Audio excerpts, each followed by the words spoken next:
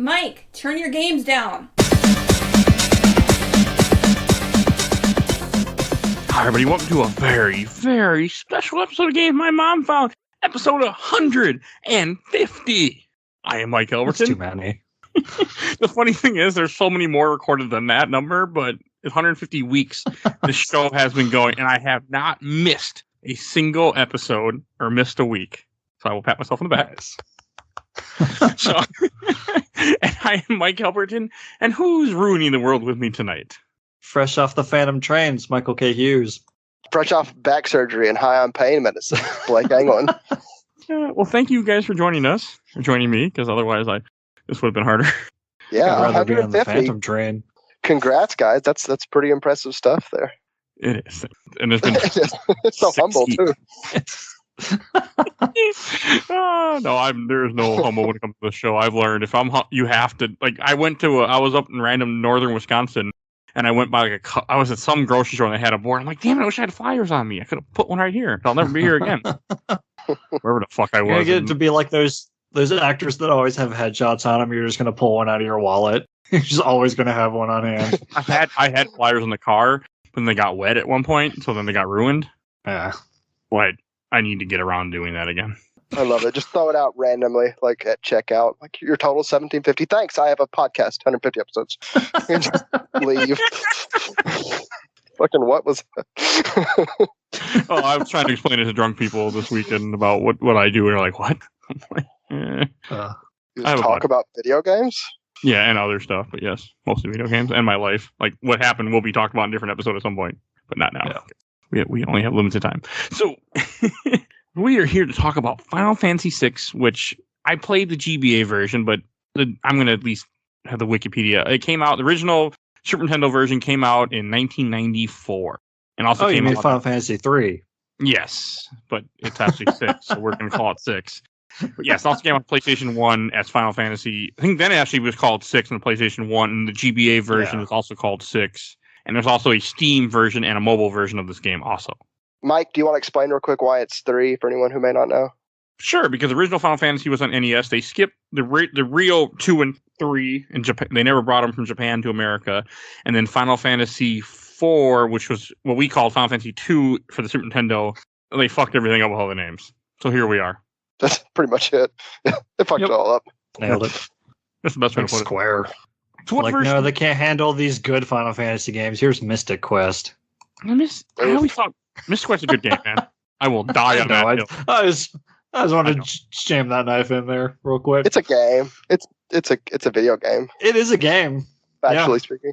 It's a good game. It's a really good RPG, especially if you play with time 2 speed. It's a really good game. Times 10 would be even It's better. got great music. That's not why we're here.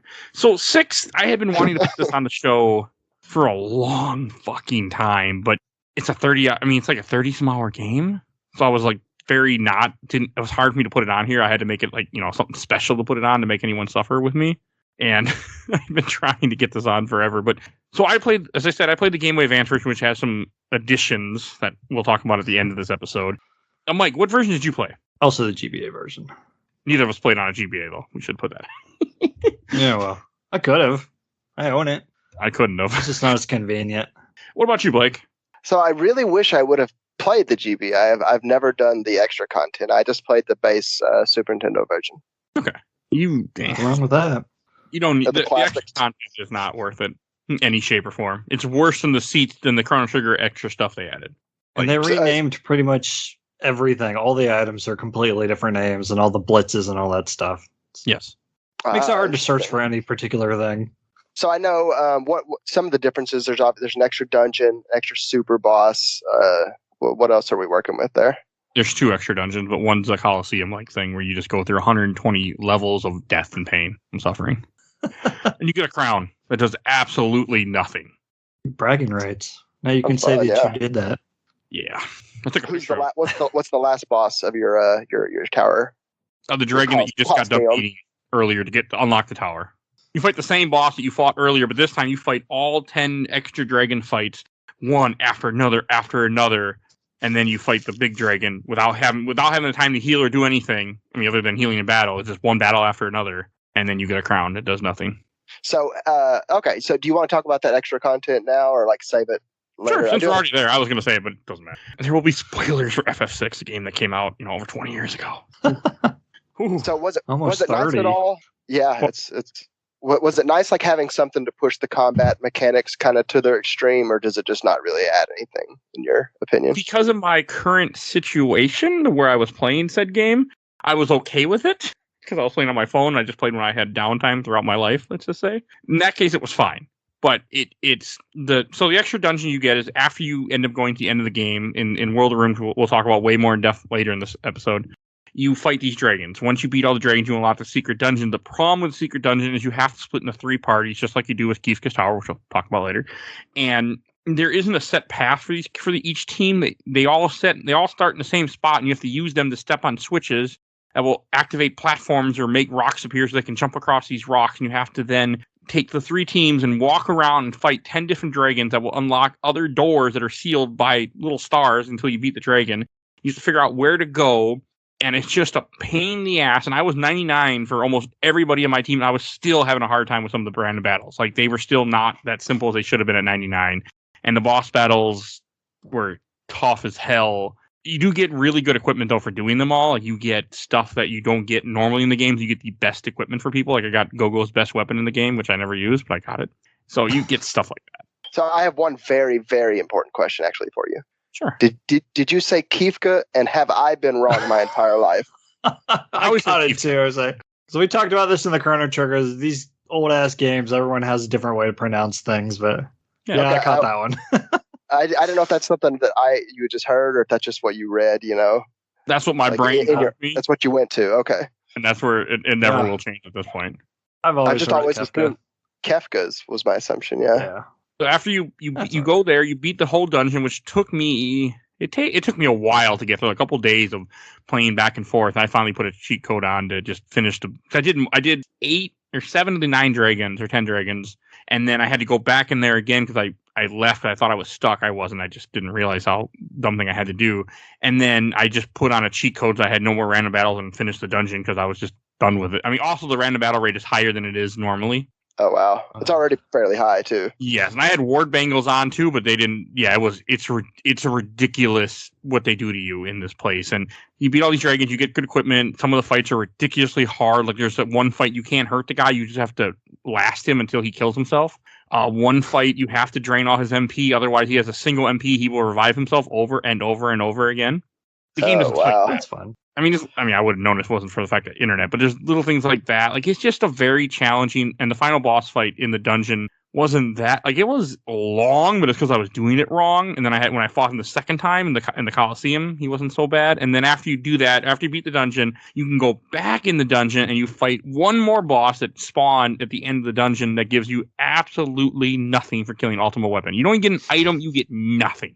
Okay, yeah, that sounds pretty tedious, honestly. It's not worth it. If it wasn't for the fact that I just wanted, since I will never do this again in my life, I just wanted to complete the game like the completionist for some insane reason, and I'm done.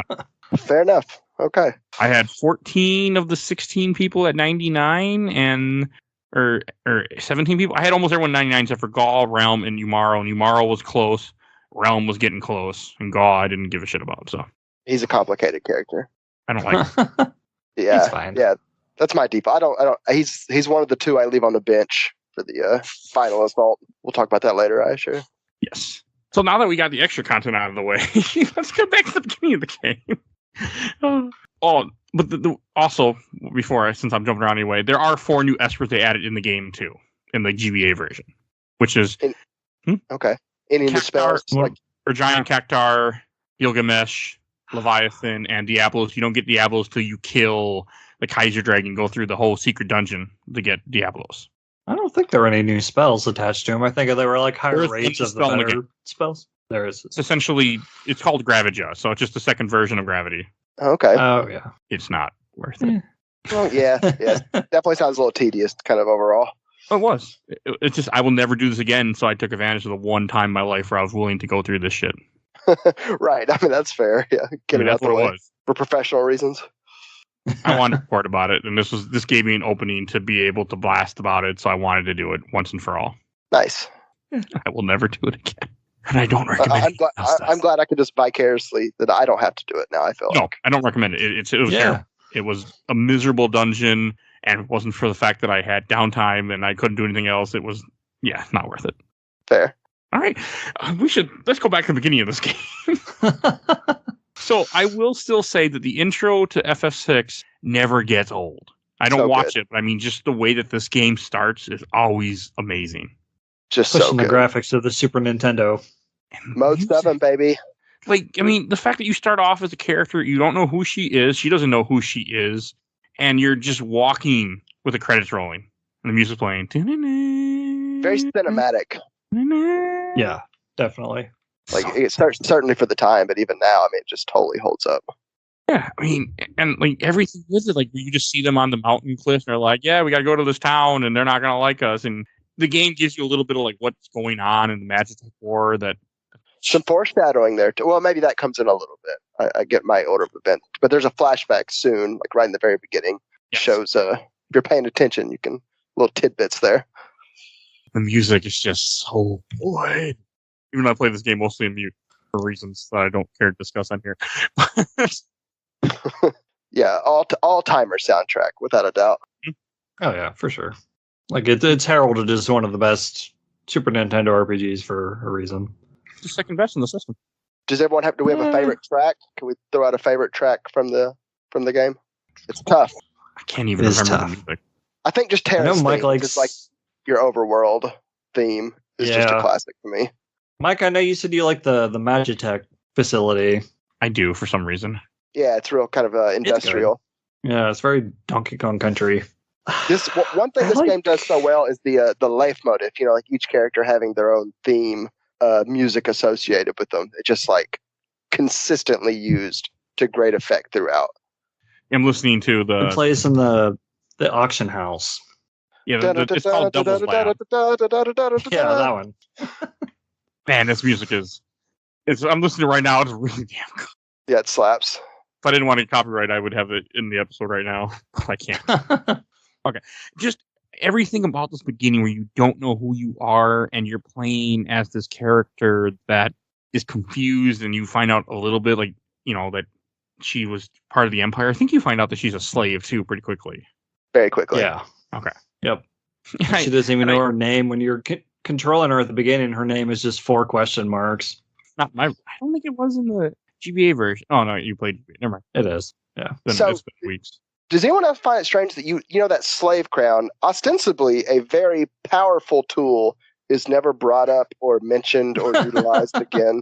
That they can control people here and just like totally hand waved away. Yeah, they should just slap one of those on Kefka and been done with it. Game over. He's in prison at one point. Yeah. Oh yeah. Yep. He's in a cell. I wouldn't say he's actually. Maybe they just had the one. I guess they're morally against it. Yeah, I understand why you don't use it because it's a pretty. Well, yeah, sure. Why the Empire didn't have more, I don't. Ethically questionable. And I also never really put together to this playthrough how the Empire reminded me a lot of Nazi Germany. It did. Yeah, even in the flashback, they all do the hand raise and all that. Yeah, true. Yeah. It goes unspoken, but at the beginning, you're basically slaughtering innocent townspeople. Yeah, you're killing guards, and you're with 2 other of the Imperial Army who are from random names. From Star Wars. It's Star Wars reference. Who don't even make it that long because they get killed by an Esper, which is a magical being after you fight your first boss fight. So they might get killed. It's pretty ambiguous. They just kind of disappear. Oh, they're dead. Yeah. They're fucking dead. Straight to fucking pessimism. I love it. So within the framework of the game, I guess the events are basically kicked off by a war in the south of this empire. And so I guess they get news of the Esper, like they've heard Narshe has made a discovery, so they kind of send a detachment. Does that sound accurate? Yeah, it does. I always thought it was strange it was just those 3 too. Like an Esper should be a pretty big deal to these guys, and they just send like one. Well, I feel like they're not that far away because it isn't a lot of time passes after the whole, original scene in Narshe where she gets, the Esper pretty much knocks her out and they take off the slave crown. Like it's not that long before they come back. True. Think about it. Like they weren't that far away. I think they just sent Because again, they only need to send 3 people with magic armor to this town. Like they weren't that concerned. They're like a front guard. Yeah. And it was just a rumor. Yeah, I just Yeah, kind of assumed they were like a scouting party. Yeah, that makes sense. I still love magic armor to this day. It's so damn cool. Oh yeah, for sure. It doesn't look cool anymore. So, a bit of trivia. Do you know how many it still times in the looks cool. game you get to use the Magitech armor? Twice. 3 times. 3 times. 3 times. As far as I know. Yeah, I didn't remember reusing it in Cyan's Dream. Yeah. Later yeah, on in the game. Small I might have cameo never there. done that before. Yeah. You don't have to. Yeah. That's the beauty of the World of Ruin. You don't really have to do anything if you don't want to. Yeah, pretty much. You can just be like, hey, I got my 4 people. Let's go beat the game. Or less. Well, no. You I don't think need- you yeah, get four. you only need Four is the 3. minimum. Yeah. Is that? You have to get Oh, it's 4. true. Yeah, you don't have to get Saban. Yeah. Yep. He has hold that house up for all eternity. What a Chad. Never knew that. Yeah, he is not necessary. Okay, we'll have to get more into that. And it's just, I mean, this beginning, like everything with it, with Terra getting knocked out, and I'm always a big, like, I like the part where, like, with Narsh, and this fits more, like, makes more sense to me now as I'm older, where, you know, the Returners, who are, like, a pretty much a terrorist organization, kind of, but again, the Empire's not really their government, so they call them a terrorist organization, the Empire does, but again, that reminds me a lot of Nazi Germany. But, like, the whole thing where she gets, you know, they take the crown off, and this guy rescues her, and the guards of the city that they just attacked, they want her, and it makes perfect sense. Like, yeah, she's an Imperial army. Even if she was coerced, or in this case, you know, had a slave crown on, they don't care. Like, we're taking her. She might know. They just watched her rampage through their Yes. city. Like that's understandable. I get it now. Like, okay, I get it. And then it's after she runs away and she ends up, you know, falling in that cave. You get introduced to. We should talk about Terra a little bit because we kind of skipped over that. Very the lead. Yeah, but she's not. Yeah. Is any character really the lead of this game? No. Yeah, it is a true ensemble cast, I would say. I mean, she's on the cover, yes, of the GBA version and the PS1 version. And she's the first character you play as, but like she kind of gets pushed aside pretty early in the story until about that halfway point. Because she leaves. Yeah. For a little bit. And then when you go into the second half of the game, she's not even with you. Yeah. I mean, you can skip her So completely. it could be that character's story or Locke's story because he's the most prominent character here right at the beginning.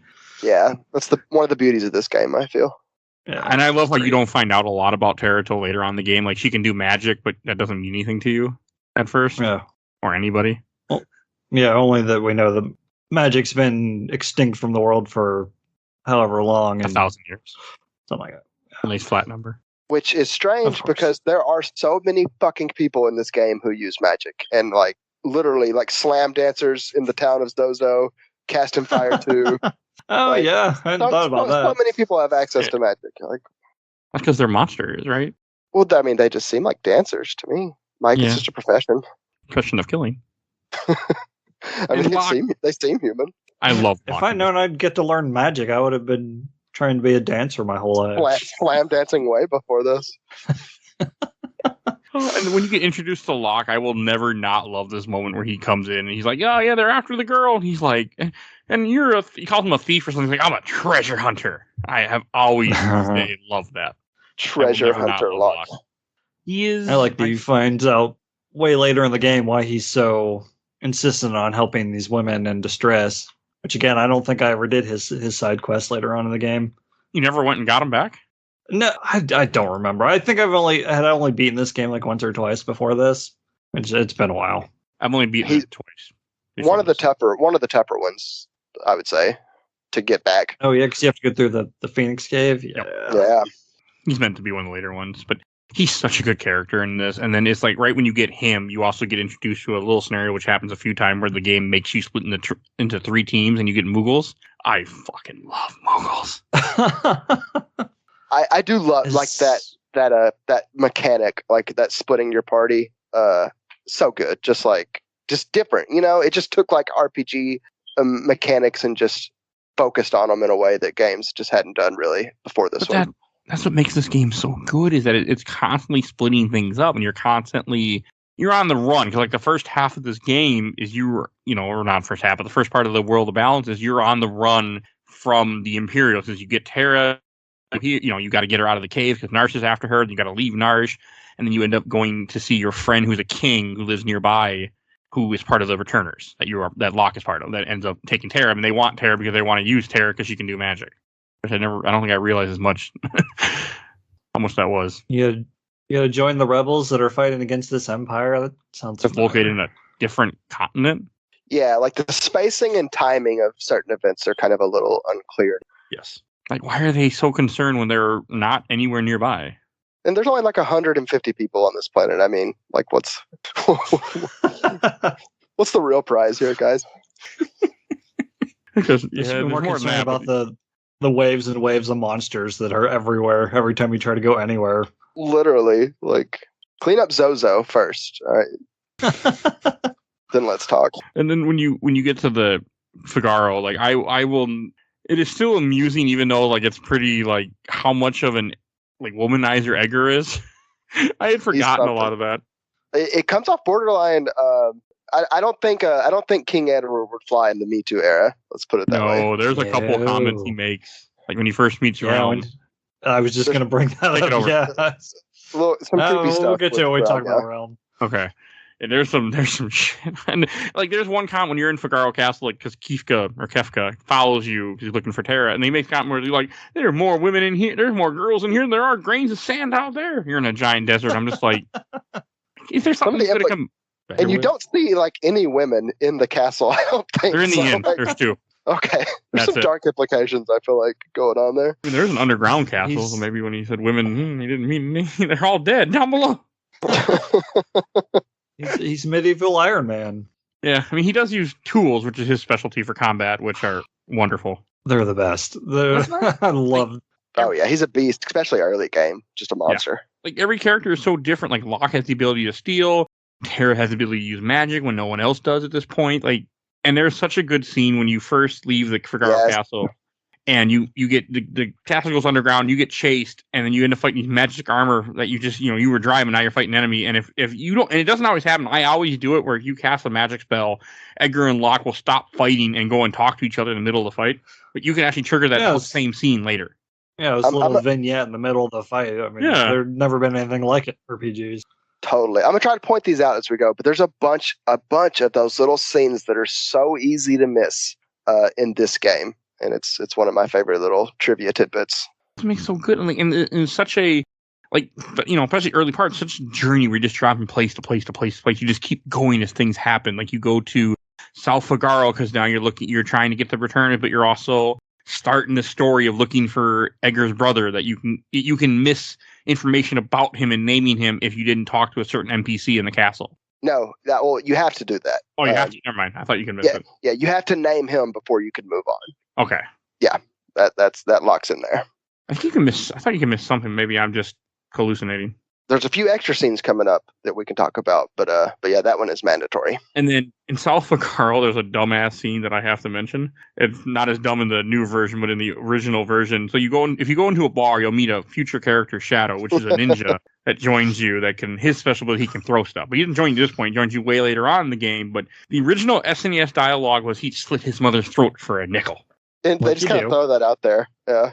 I think does it change, or is it? I feel like it was Edgar in my game that just kind of casually throws that line in there. I think it's Edgar. I can't remember. Yeah, it's Edgar. I don't think I talked to him at this point. I do, but the line's better in the GBA version. Something about he's an assassin for the Empire. Don't talk to him. Like he'll kill you for the Empire. I prefer the original. I think. I mean, it's stupid, especially when just silly. Yeah. The dumb as like a nickel. Like, come on now. Which is because there doesn't appear to be nickels or dimes or dollars. Nope, it's all gil. They'll kill you for a nickel. What the hell's a nickel? Figaroan currency. Imperial money. Another piece of trivia: if Edgar is your lead party member, you get a discount in Figaro. Oh, yeah. I've never known that. They don't charge the king full price there. It's like I can't charge the king. It's like you got a family to feed. Just take the money. Yeah, just give me half off though because I am the king. I never knew they did that because Locke is always first person for me because Locke is the best character in the game, so he has to be first. I love Sprite Locke. He really rocks the gun when he jaunts around. I love Locke. You mean just as a character, right? Not like in combat. Well, combat he sucks. He's not I use him anyway all the time. He's not good in combat. He's just the thief character. He does good have in my some tricks that I like. He's that we can talk 99. He's about. just fine. Oh yeah, everyone's good in this game when you throw espers on them for a minute. Yeah, so he can he can steal, obviously, and later on you get the ability to change that to capture, which is basically mug from later Final Fantasy games, and he can do this with certain weapons that use MP for like critical hits. He can utilize those abilities with his mug, but not take the MP away from him. Well, that's So, cool. Yeah, nice little. And what I did was throw a Genji Glove on him so you can equip 2 weapons and then give him 2 Thieves' Knives. So every time he attacks twice with the chance to steal each time. That's Pro cool. I should have strat. done that. But unfortunately, my Genji Absolutely. Glove goes to Sabin. Then you throw the gem box on him. Or not the gem box, the offering or the Yeah. Master Scroll. Man, they changed all these Yeah. names. It's so confusing. I like Well, the I got two of blitzes those. too much, so I would always blitz with Sabin. Well, Sabin is so after you go to Sulfurgar, you go to Mount Colts, which when I first played this game as a kid and I rented it, we could not beat the boss fight with Sabin for the life of me. Me and my dad could not Yep. figure it out. It's one of the few Marcus times I is kind of a grind. dick. I always grind right before Mount Colts. That's like Me the too. only early game grinding that's really necessary, I think. We couldn't beat him, not because we weren't level, because we couldn't figure out to play left, right, left for Blitz. For some reason, neither me or nor my dad could figure out left, right, left, A. I do not know why. It can be a little confusing because, like any other ability, if you hit it, it points an arrow at who you're targeting, and you kind of hit it again to confirm. But on this, you have to enter your code and then hit A to like kind of target. Yeah. So if you don't know that, it can really throw you off. And you can fight this guy forever, and you cannot beat him if you don't do that one move. Yes, yeah. I'm sure it's not a coincidence that Sabin looks kind of like Guile from Street Fighter. No. There's no question there. But he's Speaking great. of a missing scene, so if you after this boss fight, if you trek all the way back through Mount Colts, you can go visit Duncan's wife, Sabin, and this Vargas's trainer to inform her of the news. I've 2 or never 3 done that. seconds. Yep, small cutscene that you just have to trek all the way. It's totally, unnecessary, obviously, but there's just tons of little things like that throughout this game. I mean, I played this game so many times, I never knew that. It's like the past when you drain the water south of Link's house and you can carry the fish all the way back to Kakariko and sell it for a bunch of money to the bottle vendor. Yeah. It's like who would ever do that? It's cool that it's Right? in there, Yeah, but there's it totally. how do people figure this stuff out? The only reason I even figured out how to get past this boss was because I had a neighbor who used to live near my old house, and then when my parents moved, we ran into him one day in the alley, and that was how I ended up. And then when he came over and we started hanging out, even though he was like 5 years older than me, we had then figured that's how I got past this part in this game. He was able to show us how to do it. my random knowledge nobody asked for. So All right, we skipped over South Figaro just a little bit. I have a question for you guys. It seems obvious to me that that's part of like Edgar's kingdom, but is that ever really made explicit? Kind of left up in the air. No one seems to acknowledge it in the city. You know what I mean? South Figaro Castle. Well, considering Uh-huh, you'd have to yeah. go through a cave to get to the castle, I mean, It's a little strange. Well, the Yeah. castle kind of goes wherever the hell it wants to. but it does not never goes near the town. True. It only goes near a different town. Yeah, it's weird. Kind of weird, right? A little weird. Again, it's just the geography of things is a little Well, that just doesn't like make sense. haphazard. And then you get after you go through the mountain, you get the Returners Hideout, which I did not remember as well as I used to. Like there's a whole part where the whole thing is they're trying to get Terra to join the Resistance and join the Returners and help them take out the Empire that she was a part of. And there's a couple little hidden elements. There's one where you can find a sheet of paper that you can either throw away or something. Where if you interact with it during the whole meeting, he'll find it depending on if you left it there or something. I think. So apparently that scene is it. I've heard this that it translates poorly. It's basically some sort of kind of really Japanese joke that just doesn't translate well to Western audiences. But Okay. I've never had it explained to me what the joke exactly is. But that was what was supposed to happen there, apparently. It's dumb, but okay, it makes sense. It's not for us. And then I did not know until this playthrough if you say no to Bannon 3 times when he asks you to join the Resistance, you'll get a Genji Glove instead, which is a very good item. Even better, you can say no twice, get the Genji Glove, and still get an extra scene here where you're involved in the planning, as opposed to her just kind of walking away. So and being, that's why I didn't get the planning scene this time. I was wondering why it didn't happen. I said no 3 times. yeah, Yeah, I just wanted the Genji Glove. Me too. sure, yeah. That's what I actually did this time. Just said no all 3 times. It just feels kind of in character for her. Just she's really despondent, at this point in her life, and just feels like she's a pawn in this game. She doesn't understand. She probably doesn't have much of a memory either because she's been a slave for years. Yeah. So is it clear how long that's been going on? They find her as a baby. Right. So it's so I'm assuming it's been going on for a long time.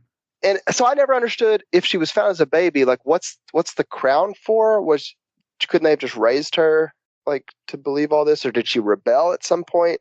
I'm assuming she rebelled, but it's never mentioned. Not really clear. Because if you found someone as a baby, it wouldn't be that hard to indoctrinate them. Yeah, you would think, but she's just it's just shown as an adult and just flaming people while Kefka cheers. She's also in the not background. human, so only part human. Yeah, spoilers. Spoiler. 20-year-old game. Spoilers, yeah. Okay, and then this is where the game takes a very then you go down. So you go on this little raft. Their whole idea is that they're going to go back to Narsh and try to get the Esper. I think what their whole plan is to bring Terra to the Esper, organize. Yeah, so she can convince the Esper to join against the Empire. Is that right? Oh, and Espers are magic beings that teach people spells. You don't know at this point in the game, but that's what Espers are. They're magic beings from a different dimension or something, which doesn't make sense. Yeah, they're basically the summons from every other Final Fantasy game. Yes. Technically, their corpses are the ones that teach the spells. The live Espers, I don't think so much. No, not unless you turn them into magic. Yeah, they gotta die first. It's just, this is also, the raft is interesting. It's kind of a cool scene to have. You're on this raft that moves, and you have your team together, and one person has to, and Locke leaves because Locke is going back to South Figaro, because in this time that you walked up the mountain, apparently the Empire got to South Figaro and took over South Figaro. Really quick. Yeah. Really fast, yeah. I mean, they do have the Magitech armor, so that probably helps. Yeah. Oh, and I should mention, when you're in the Figaro Castle, there's one scene where, and I will always laugh at this scene, I did not realize until recently, I think it's a Beavis and Butthead joke, where you talk to 2 Imperial guards, they go, fire, fire, Oh, wow. And it wasn't until I posted that where people kept posting memes of Beavis and Butthead. I'm like, is that the Beavis and Butthead? I did not know that. So it does make sense, I guess, when you look at it. So Kefka comes under official business, and the king basically flips him the bird and sinks his castle. Yes, so after they burn it. So, yeah, straight to South Figaro, I guess, would be the next logical move. Yeah. So they take over, and you're off doing the raft while Locke goes there, and it's at this, and this is when the game, you run into one of the best characters, enemies, bosses, Ultros the Octopus. I love this guy. This whole sequence on the river is dumb because you're shackled with Bannon. Shackled with Bannon, and if he dies at any point, then you lose. And man, do enemies love to target him. I actually made it through this time without him dying, but I feel like I've always struggled with this. And he heals everybody every turn. He's fine. So another piece of trivia: you can petrify him, and it won't count as death, and basically makes him invincible. There you go. But you have to be level 68, I believe, with Terra to pull that one off. So most people can't get there. If you are 68 at that point, which point yeah, exactly. And I think this is where the game does something that's so interesting in early game, and that it does this, that your party then gets split into 3 different groups after this raft, because Sabin jumps in the water after the octopus boss. Don't tease the octopus, kids. And then at the same time, Locke is off doing his thing, and the game splits to a black screen. You get to control Moogle, which is a white fluff ball with a little yellow pom-pom on his head. And you get to choose what scenario you're going to choose first. And I want to know, what does cool. I always have a system that I do this in that will never change. I've beaten this game multiple times. Same. Who do you start with, Mike? Do you have a system? No. Or who did you start with? But I think I started with the Locke on this one. Okay. I did too, but that's because he's on the left, and that's the correct order in my book. Oh. So I go, Mike. Well, I'd say there is, in some ways, there's an optimal gameplay method to doing it in a certain order, but I totally disregard it.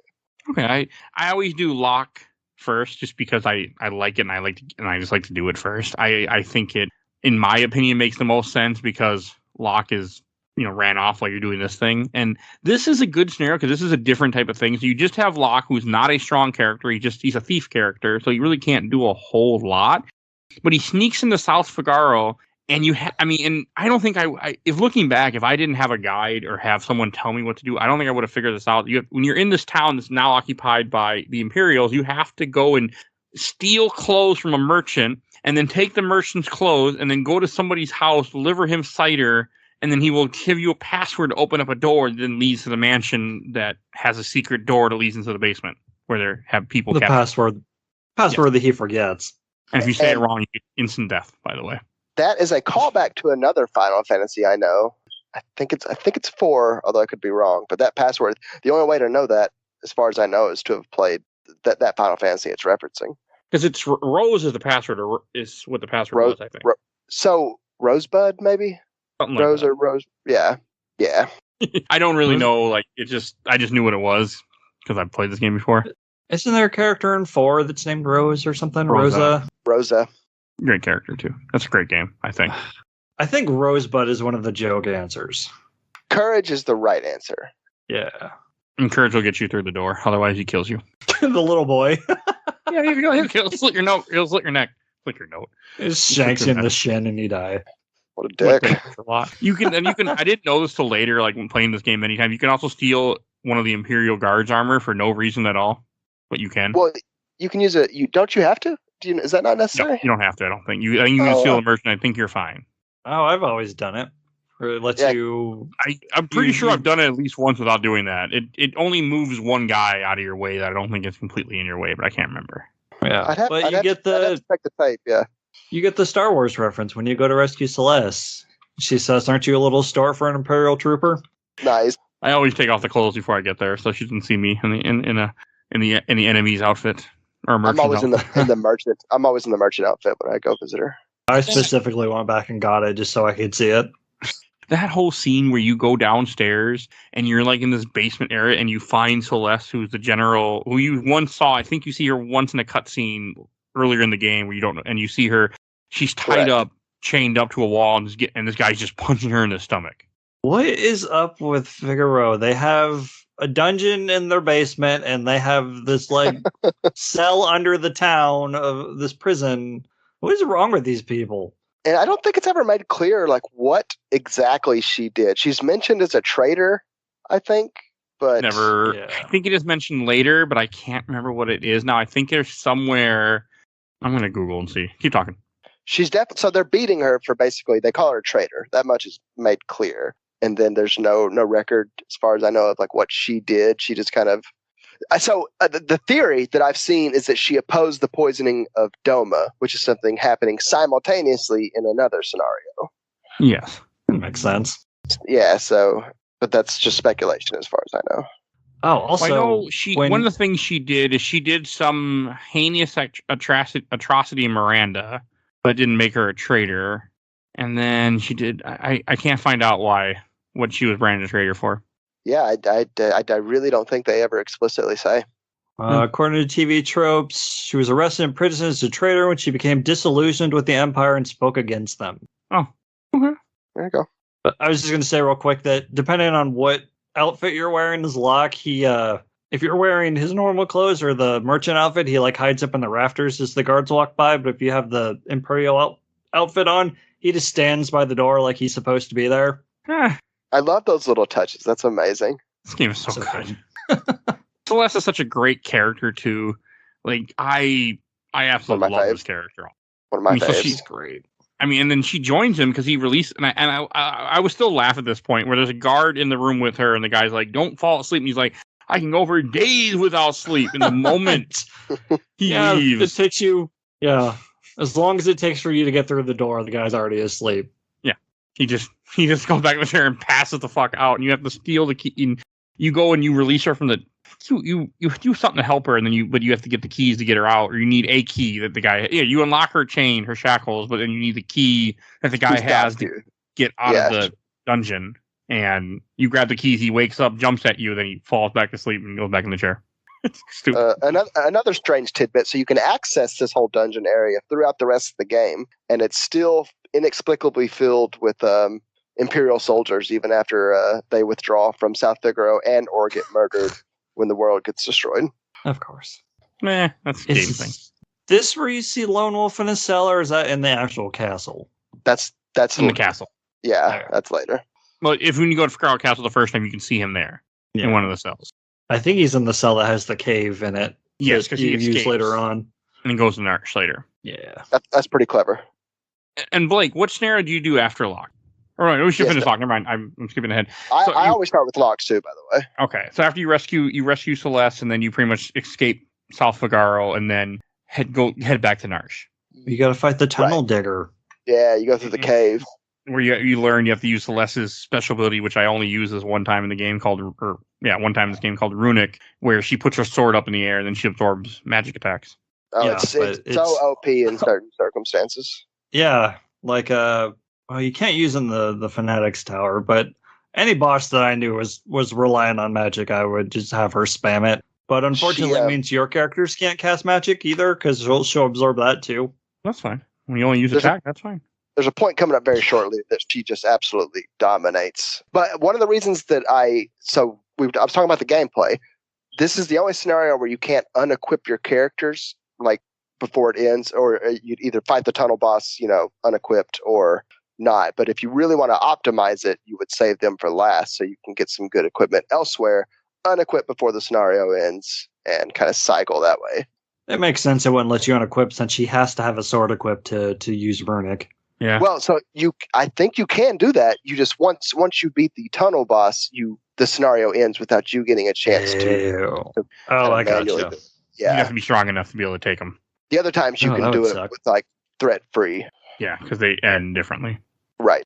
And Blake, so what scenario do you do second usually?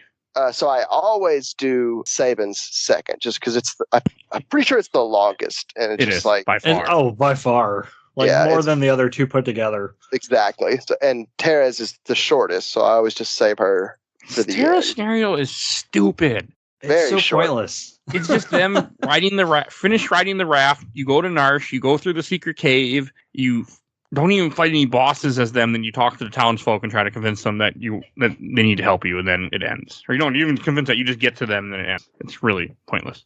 Yeah. Saban scenario is good though. Oh yeah, because it's got the most highlights. I feel like when people talk about this game, most of what they bring up is from this bit. Because you got the poison of Doma Castle, you got the Phantom Train and all that. There's a lot. They're big Yeah, a lot. moments. And I also another random thing, like when you start Saban, it can also affect like when you get Shadow. Like Shadow will join you, but he doesn't always stay with you. So He can do you beat guys you know? different Yeah. There It's is a something very like if- explicit formula for that. If he's low on health, he has like a 1-11 chance or something at the end of battle of just leaving. So Something like that. I don't think so, and I could be wrong, but I think basically once you recruit him, he'll stay with you originally until you get past the Imperial base. So up until that point, he's there. He won't run away. After that, and all the way up until you get on the train, he has a 1 in 16 chance of leaving after every battle, no matter what his health is, or 1 in 11. One of those two. But obviously, once you're on the train, you lock that bitch in a place for a while. He still leaves. I mean, I got him all the way to not the forever. end that he stays for the whole scenario. The scenario is really damn good. Like you go, from the time that you get Saban, you end up at a freaking Imperial camp, which is trying to poison a cat. Well, they're not trying. But they're trying to siege a castle of Doma, which kind of introduces you to Doma and Cyan, and you get to see like how evil Kefka really is. And Leo sighting, your first Leo sighting, technically second, but you get a kind of a look at him and how he contrasts with Kefka in the Empire. Yeah, because they're both like him, Celeste, Kefka, Leo, Celeste are all generals in the Imperial Army. Right. The 3 generals. But man, they just it's cool seeing Leo and how Leo ended up being sent away because the Empire sent him a letter. I think it was a fake letter, if I remember correctly. I don't think it says, but I always took it that way. Like it was. Or I think Yeah. the Emperor wanted him to leave because he wanted Kefka to poison. Because the Emperor is not good at all. The Emperor. Yeah, he's a real piece of shit. So either way is possible. For sure. That's how I I'm always gonna blow took it. Balderon. I really like that camp. Strong Like- Palpatine vibes for sure. The camp is so much fun to run through the camp and everything that you do there. Like it's just so good. Your Yeah, where second you kick- Magitech armor. Yeah. You gotta kick the one chest and it alerts the dog, and you gotta do a fight to get the treasure. I like it. Good stuff. And then Good is where you get Cyan who joins you, and you see the whole poisoning where Kefka poisons this whole castle, and you're like, our own men are there. Oh well, their fault for getting captured. Like, It's really really dark and like mature stuff. yeah, he And kills you it. like see the It's pretty brutal, really. Like especially Yeah. with the Cyan and his family, and it's like God. Yeah, he We kills actually everybody. see their bodies of Yeah. his wife and child. It's like, ugh. Not dying away from the violence there. No, it's a fucked up scene. I mean, it's good, but it's pretty fucked up when you think about it. Yeah. I was a little shocked the first time I saw it. I was like, okay. No, I'm just used to it, but Yeah, and it's all still just like what's the point? Like this castle has at most 12 people in it. Like we're supposed to believe that there's more sprites than what we see because I guess SNES so. couldn't handle it. But the Yeah, next, fair. the next scene, like after you go and you escape this little place, and you end up going, you're trying to get, I forget where you're trying to get back to Narsh is what their whole plan is. But you end up in the forest, and you end up what's called, you end up finding a train, and I will never get over how great this part is. Oh, yeah, Yeah, because you're absolutely. walking through the forest and you're just fighting nothing but ghosts. Like, what the heck's going on here? Yep. And then you end up on the freaking, and you see a train, and they get on the train for whatever reason. I don't remember why he gets on the train, but he gets on the train. I don't think it's adequately explained why they get on this creepy ass train. Or wait, does he see his family first? And so Cyan gets No. on. Is that not it? I don't think he Cyan- sees them until the end of this scenario. He just gets on No, it. I feel certain that he sees them getting on the train. Maybe I'm wrong, but I feel like he sees them filing on, and so he hops on, and then Saban follows, and then Shadow kind of like makes a face, and then follows right after. I'm Googling Now I've got- as we're talking. I gotta look it up, but I feel I'm pretty sure. I want to say Saban gets on the train and then Cyan's like, we need to get off this. This is the Phantom train. Maybe so. So, did you guys use a guide when you played this? Yes. Was there a particular one that you? Actually, since you mentioned it and gave me the segue, I actually have next to me the Final Fantasy III Player's Guide, Your Only Hope for Survival, written by Peter Olofsson, who I've interviewed on the same podcast. Nice. It's I actually had to order this guide. I had it because you couldn't buy it in stores, and I don't know how the hell we got it, but my dad had an ad in the news in a paper or something. We had a little cutout. We had a little paper thing you had to cut out and then mail in with a check, and I got it eventually. And that's how I got through most of this game. One of my favorite websites and the guide I use is a website at cavesofnarshi.com, obviously created as a tribute to this game, but now it's kind of a Final Fantasy hub and has a amazingly comprehensive guide for this game. Yeah, whenever I needed to defer to a guy, that was the one I used. Was that Just site? full of trivia. And it's just this train is so good. No, he doesn't see the family to the end. It's at the end. I didn't see why at the beginning what it was, but God, it is just so good. Like this train, it's interesting too. And there's always one part that sticks with me after all these years, still sticks with me, and I still love it. Is you get to one part where all these ghosts come up. There's no escape, nowhere to run, nowhere to go. There's no escape, and they just are just swarming you on this train car, and it's just so cool to me. It still is. I still make this joke to people. There's no escape, nowhere to run, nowhere to go. And people who don't get the joke, I have to explain to myself quickly if they don't get it, which is 99% of the time. But so good. Okay, it's Saban's idea. Sorry. So he says that they should look for survivors, basically, and suggests taking a look. And once you're on, Cyan's like, hey, fuckface, this is a ghost train. We get the ghost temporary party member. I'll always roll with my ghost homie. I always get them too. You have to. And there's a ghost merchant wandering around too. Yeah, I which is actually cool. found him this time. There's one in every car. It's random who it is though, or who it will be. Yeah, It changes. A lot of them are just battles. Fights, yeah. Yeah. Some will join you, some are battles, and some are merchants. I bet this. So I wonder if the game kind of adjusts to whether you have shadow or not. If it makes it any easier or tougher. I'm assuming it's the same. Oh. My guess. Me too. I imagine it can be a tough scenario, especially without shadow, especially for people not used to RPGs. I wonder if it would let you have two ghost members if you don't have him. You can only have balance it out. one, I think. Ew. I think I read that, although that's not something I'm certain of. Because you can get more than one. If you use yours and he dies, you can recruit another one for sure. Right. Yeah, because I did that. Mine survived the whole time, but I know you could do that. So I just kicked him out of the party, even though I don't know why I even had him anyway. No, you get towards the front. He's like, "This is as far as I can go," and his piece is out. I can't suplex that train. You do that. not my bag. And the whole fact that you fight the engine of the train, like that's just one of those moments. Yeah. It's so good. You're running away from the everyone end. suplexes the train, right? I mean, that's a given I didn't. at this point.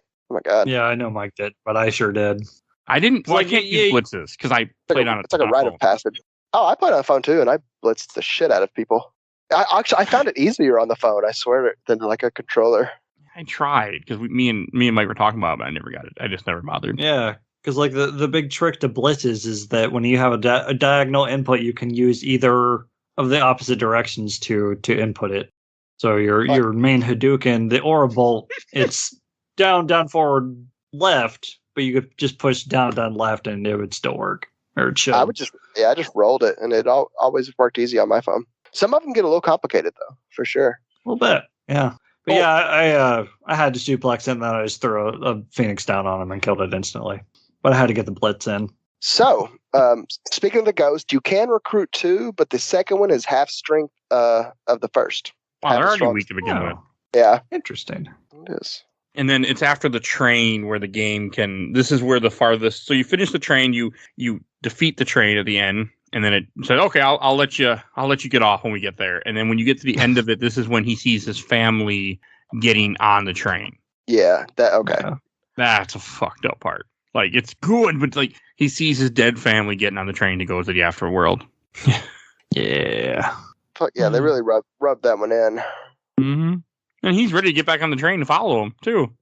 Like he almost does. Better follow it up with a comedy. God, what's the fucking term I'm thinking of? Ignore I that. got nothing. Move on. So, did you guys eat dinner on the Ghost train? Oh, Yes. of course. Yeah. Oh, They each character has their own individual kind of reaction to it too. If you swap them. I didn't do Oh, that. really? That's cool. Yeah. They all say different things. So when you walk up once, Sabin will have a specific scene where Cyan kind of chastises him for eating ghost food, which honestly, fair. Yeah. Yep. And then at that point, you can swap your lead character, and they'll alter. You can do it as many times as you want. They'll have their unique dishes and dialogue. Neat. That's cool. I never did that. There's so many little touches to this game. I'm telling you, man. And it's after you finish the train and you get that and you see that heart-wrenching scene with Cyan's family, then you go to the Barren Falls where Shadow will leave you no matter what at this point. Yeah, he's like, I'm not fucking doing that. Man, I'm not sure. You guys are insane. It's like, well, I guess we have to jump off this waterfall I don't know why the hell you jump off a waterfall for. because you got to get to Narshi, and that's the fucking way to go. I mean, you jump off a That's how it's waterfall, done. end up, you washed up on shore somewhere in a freaking like the Veld, which is a very strange The place. Veld. I don't like the Veld. Well, not if It's you don't like Jumanji. Gal, you're not gonna like the belt. Yeah. I finally- Get on the Veld and you heard the drums, just like Jumanji. Sure, it is a dope theme, right? Like we're all in agreement there. The belt Yeah. For sure. is great. I had a hard time We here gotta- because I didn't have much money. 'Cause I spent it all when I got to town, and you can't get Gil on the Veld, so I was having a hard time getting money to buy the dried meat so I could recruit Gaul. Yeah. You don't get Yeah, we experience. gotta with it, balance but- out the heart-wrenching scene of seeing Cyan leaving his family with the quote-unquote comic relief character of Gal, this like animal child. Yeah. We don't want. Although he's got a pretty dark story once you start digging into it too. But Yeah, his parents just like tossed him aside because he was weird. Yeah, his dad did. I think his mom died. I think Yeah, during Shit, childbirth or something.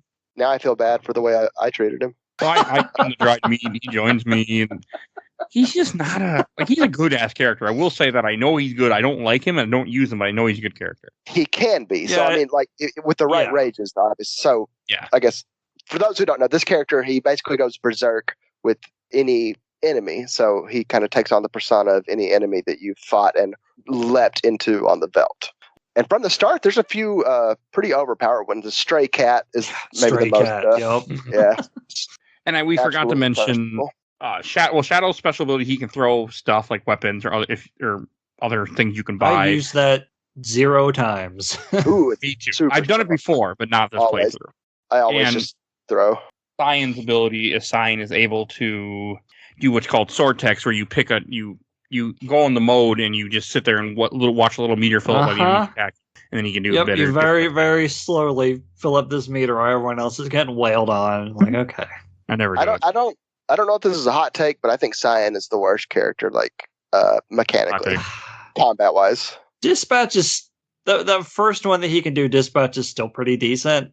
They're all decent. It's fine. Well, yeah. But they're not necessary. They're just unnecessary. Yeah. Yeah. So we talk about the randomizer later. They kind of help speed that bar up to make him good. Oh, nice. We'll And do that so, before I lose you. I believe. So does the GBA, does it treat it exactly like the Super Nintendo version? So basically, I mean, like you were saying, I guess it just loads up while your party's getting fucking beat on. Okay. So the remaster changes that, I believe. Or there's a version of the game that doesn't work like that. It kind of he can either charge it in the background, which I think is how the Pixel remaster is doing it, or it freezes time while he's charging. Cool. Yeah. So so you'll pick which of the 8 you want, and then it charges in the background, and then unleashes. That's the way it should be. It's like when you choose a spell, they have to like charge it a little bit before they actually use it. So why not just make this the same way? Yeah, are they chanting or like saying a prayer to the Esper? I never really was sure what they were doing. Just talking, like all this, like hyping themselves up is what I like to believe. It'd be fucking dope. Okay, we're gonna set this giant worm on fire. We need to do this. For sure. And I mean, then you go to a little town which is next to Mobliz, which is near there. There's not a whole lot to mention there, but this part I don't care for, because when you get Gaw tells you there's a special treasure in a cave. You have to go to this cave, and he pulls out a freaking like diving helmet. Yeah, diving helmet you put on one person apparently, and you all jump into the river, and somehow you all survive. But game. Yeah, do they share it? That part is again a little unclear. Video games. They just walk inside of each other. Like only one person's on the map. They just like move into each other. Video games are weird. Yes, but we love them. And this is the Serpent Trench, correct? Yes. Yeah. Yep. Still on Saban's little scenario here. Lock in terror. Like, where the hell is he? What is happening? Really taking his time. A circuitous route. I just like to imagine he shows up. This is like, you guys would not fucking believe what I have been through. The war's over. Where have you been? Fucking Ghost Train, Waterfall, Beast Boy. I don't want to fucking talk about it. And then, like, we walked through a cave and got here. Like, well, what are you talking about? Been here for literal days. That's what makes it so good, though. It's so amusing. And then when you get to the town after you woke up from the trench you went through, you're able to pop into this town, which then leads to you catch a boat back to Figaro, and then they walk back to Narsh. Right. Yeah. Finally. Took them a long time to get there. Yeah. So one thing we didn't touch on. Go ahead.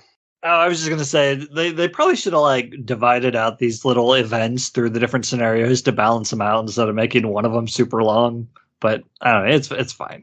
Yeah, definitely a little uneven. There are a few treasures, especially in Terras, most notably, that if you don't open them at this point in the game, they become better things later in the game. Kind of a Final Fantasy staple. Oh, that's cool. I didn't know that until I read it after the fact. It's like a Chrono Trigger where you can kind of empower some of the treasure chests with the pendant and open them in the future. But yeah, I didn't know that. Yeah, it's not clear why they change or what's going on there, but they do. That's really cool. Yeah. Which I mean, which you couldn't have known. I think most people, obviously, especially newcomers, they're just going to open all the, get all the shit. Every time, just because that's how you play. Yeah. Final Fantasy 12, to get one of the best weapons, you have to do something similar. You have to like ignore chests. Like, how would you know this? Yeah, exactly. You wouldn't. It's really, I don't like that. And then this is where you have then the siege on Narsh, where finally the Empire has come to Narsh. The whole reason why you're there is to try to stop this. And then to protect the Esper, and you have another fight where you get to use different groups of people, which I like this personally. I fucking love this. That part is so cool to me. Just like the freedom to put your army together and kind of deploy them as you like. It's so cool. Tower defense. Yeah. I remember being scared of this part as a kid, and it's really not bad. It's tough, but this is where Runic comes into play. Yeah. Rushed Kefka is just rendered totally useless with her in your party. Yeah, because I always have Edgar lead one of the parties because his tools are still pretty overpowered at this point. So I went into battle with him, and yeah, his magic kind of just wiped me out. I'm like, well, shit, I'm just going to use Celeste on the other party and just use Runic the whole time. And yeah, it pretty much neuters that boss fight. Totally does. That's cool. I've never done that. Makes sense. I never played that way. Sure enough. Like other Final Fantasy games have done this where every character is its own class, but I feel like the fact that this one has so many characters, it leads for more choice on how you put your party together. It definitely does, and you can really alter how you play things and how you do it. You have a lot of choice in this game, which is nice. Yeah. So when building parties, do you guys take into account like the characters, like relationships and whatnot? You know what I mean? Or do you just do it like sheer, like mathematical? No. I just follow based on what I did as a kid, and I just keep doing the same thing over and over again. I believe that. That's fair. You know me well enough. Yeah, I always try to have like one heavy hitter and then a magic user, and just the other two are usually whoever. Edgar is one Try to keep team it balanced. by Cold himself. optimization. I use the same type of people every time. I have the same teams. Edgar's by himself, Gauze with Locke, and then I fill the other team up to take on Kefka. Interesting. And this is where the Edgar's a game beast. gets really screwy in one sense. It's because of this scene where you then go to the Esper with Terra, where she freaks out, turns into a pink bean, when your whole team almost gets thrown off a cliff and leaves. Yeah, Out. naked pink girl just flies away. Got shit to do. Everyone else is just like, okay. And they're almost that all dead happened. too. Almost everybody dies. It's quite interesting. I mean, they don't die, but they almost get thrown off the freaking cliff, so they should almost be dead, in my opinion. Right. So I've always, and I don't know really why, I guess, but I always considered that like the end of the intro, quote unquote intro of the game, Act 1. I don't know, whatever you want to call it, but like it's kind of that's the point where the game really opens up. At that, Yeah, no, you're not wrong. You put it a good way. If this was a Kingdom Hearts game, this is where you get the title screen. Like 6 hours into the game. For sure. Looking at you, Kingdom Hearts 2. I wish I could remember it better. So with the freedom to then, you can build your party at this point. Yes. Do you guys have like a usual squad? Yes. You know, yeah. Me Let's is Yeah, Locke, Sabin, Celeste, Edgar. Every time. same. Yeah, I think I actually used those ones too. Just because I was trying to steal as much as possible in this one. So I was always using Locke when I could. Yeah, that sounds right. So you're leaving Cyan and Gao. I guess that's the only two at that point, right? Yeah. Okay. Yeah, I do the same thing. I'm not a fan Edgar's of still those just characters. he's so overpowered at this point in the game. I mean, And this is where the game gets a little like it's a little different too, where now you have the freedom to kind of go where you want for the first time in the game, even though you can't really go anywhere good, but you have the freedom to. yes. So this is you just have a couple things that I want to mention. Like you go back to Figaro Castle. Figaro Castle goes underground again, but this time it takes you to a new town, which is really nothing there, Colligan. And then from Colligan, you travel south to another town that has Jador, which has the auction house, which you really can't do. You can't even do anything with the auction house yet at this point, so you don't do anything there. One note about Collingen, though, that you guys may not know. So if you leave Narshe with only 3 people, you can find Shadow hanging out in Collingen and recruit him to your party. I never knew that. Ooh. For a cost, and he will definitely run away at some point. So it's not a permanent recruitment at this point, but you can. But That's it actually cool. kind of handicaps you because he'll almost certainly leave you wandering Zozo with 3 people instead of 4. I need a job like that where I get all my money up front and then I can just quit whenever I want. Yeah, and you actually got to pay for him this time. That's cool though. That's something I never knew about this game. Sure enough. Oh yeah, obviously you have to have 3 people though to even see him there. Yeah, but that's still cool to know that that's in the game in some shape or form. For sure. Those little touches, you'd think this was a Metal Gear game. Love it. Such a good game. Oh, okay, what was I saying? And then after this is where you go to Zozo. Zozo is where Terra flew off to, and throughout some of the couple towns, you'll have people talking to you that tell you, "Oh yeah, somebody went flying through here," or something of that nature. They'll say.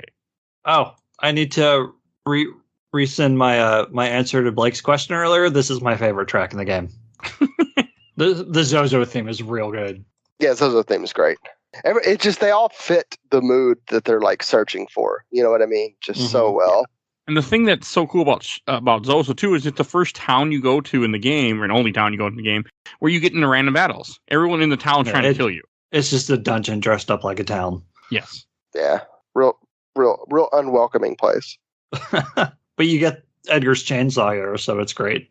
Which would not be easy to find if you didn't know where it is. Yeah. That one's tough. You basically have to piece together that you can't trust anything anyone says, so you have to do the opposite, and eventually I think you can piece it all together, but a guide really helps here. Yeah, that's So how someone does tell you that if you talk to like every NPC, there's someone in one of the previous towns who explicitly tells you like, hey, you can't trust anyone in that town of Zozo. See? Yeah, I believe. Well, the first guy, the first NPC when you walk into town, he's like, great people here. You can trust everything they say. Bullshit. I like there's just one guy just like sprawled out on the ground too that you can talk to. Yeah. Like he's just like, what's going on here? Yeah, you are right. This track is really good. It's so good. I'm listening to it right now as we're talking. I'm like, okay, this is some good. This is good music. Oh yeah. It doesn't really sound like a Final Fantasy track. No, not really, but it worked. Just fits that den of sin so well. Zozo's also like really cool too, like just going through the town because this is where you get Terra back, and you also get your first espers that join. You don't get Terra back. You get your first espers that join you though, and you find out that Terra is half esper. I think it's when you get her whole backstory too about how she's from a different world. I'm pretty sure this is the point when you get it, unless it's later. I think it's now though.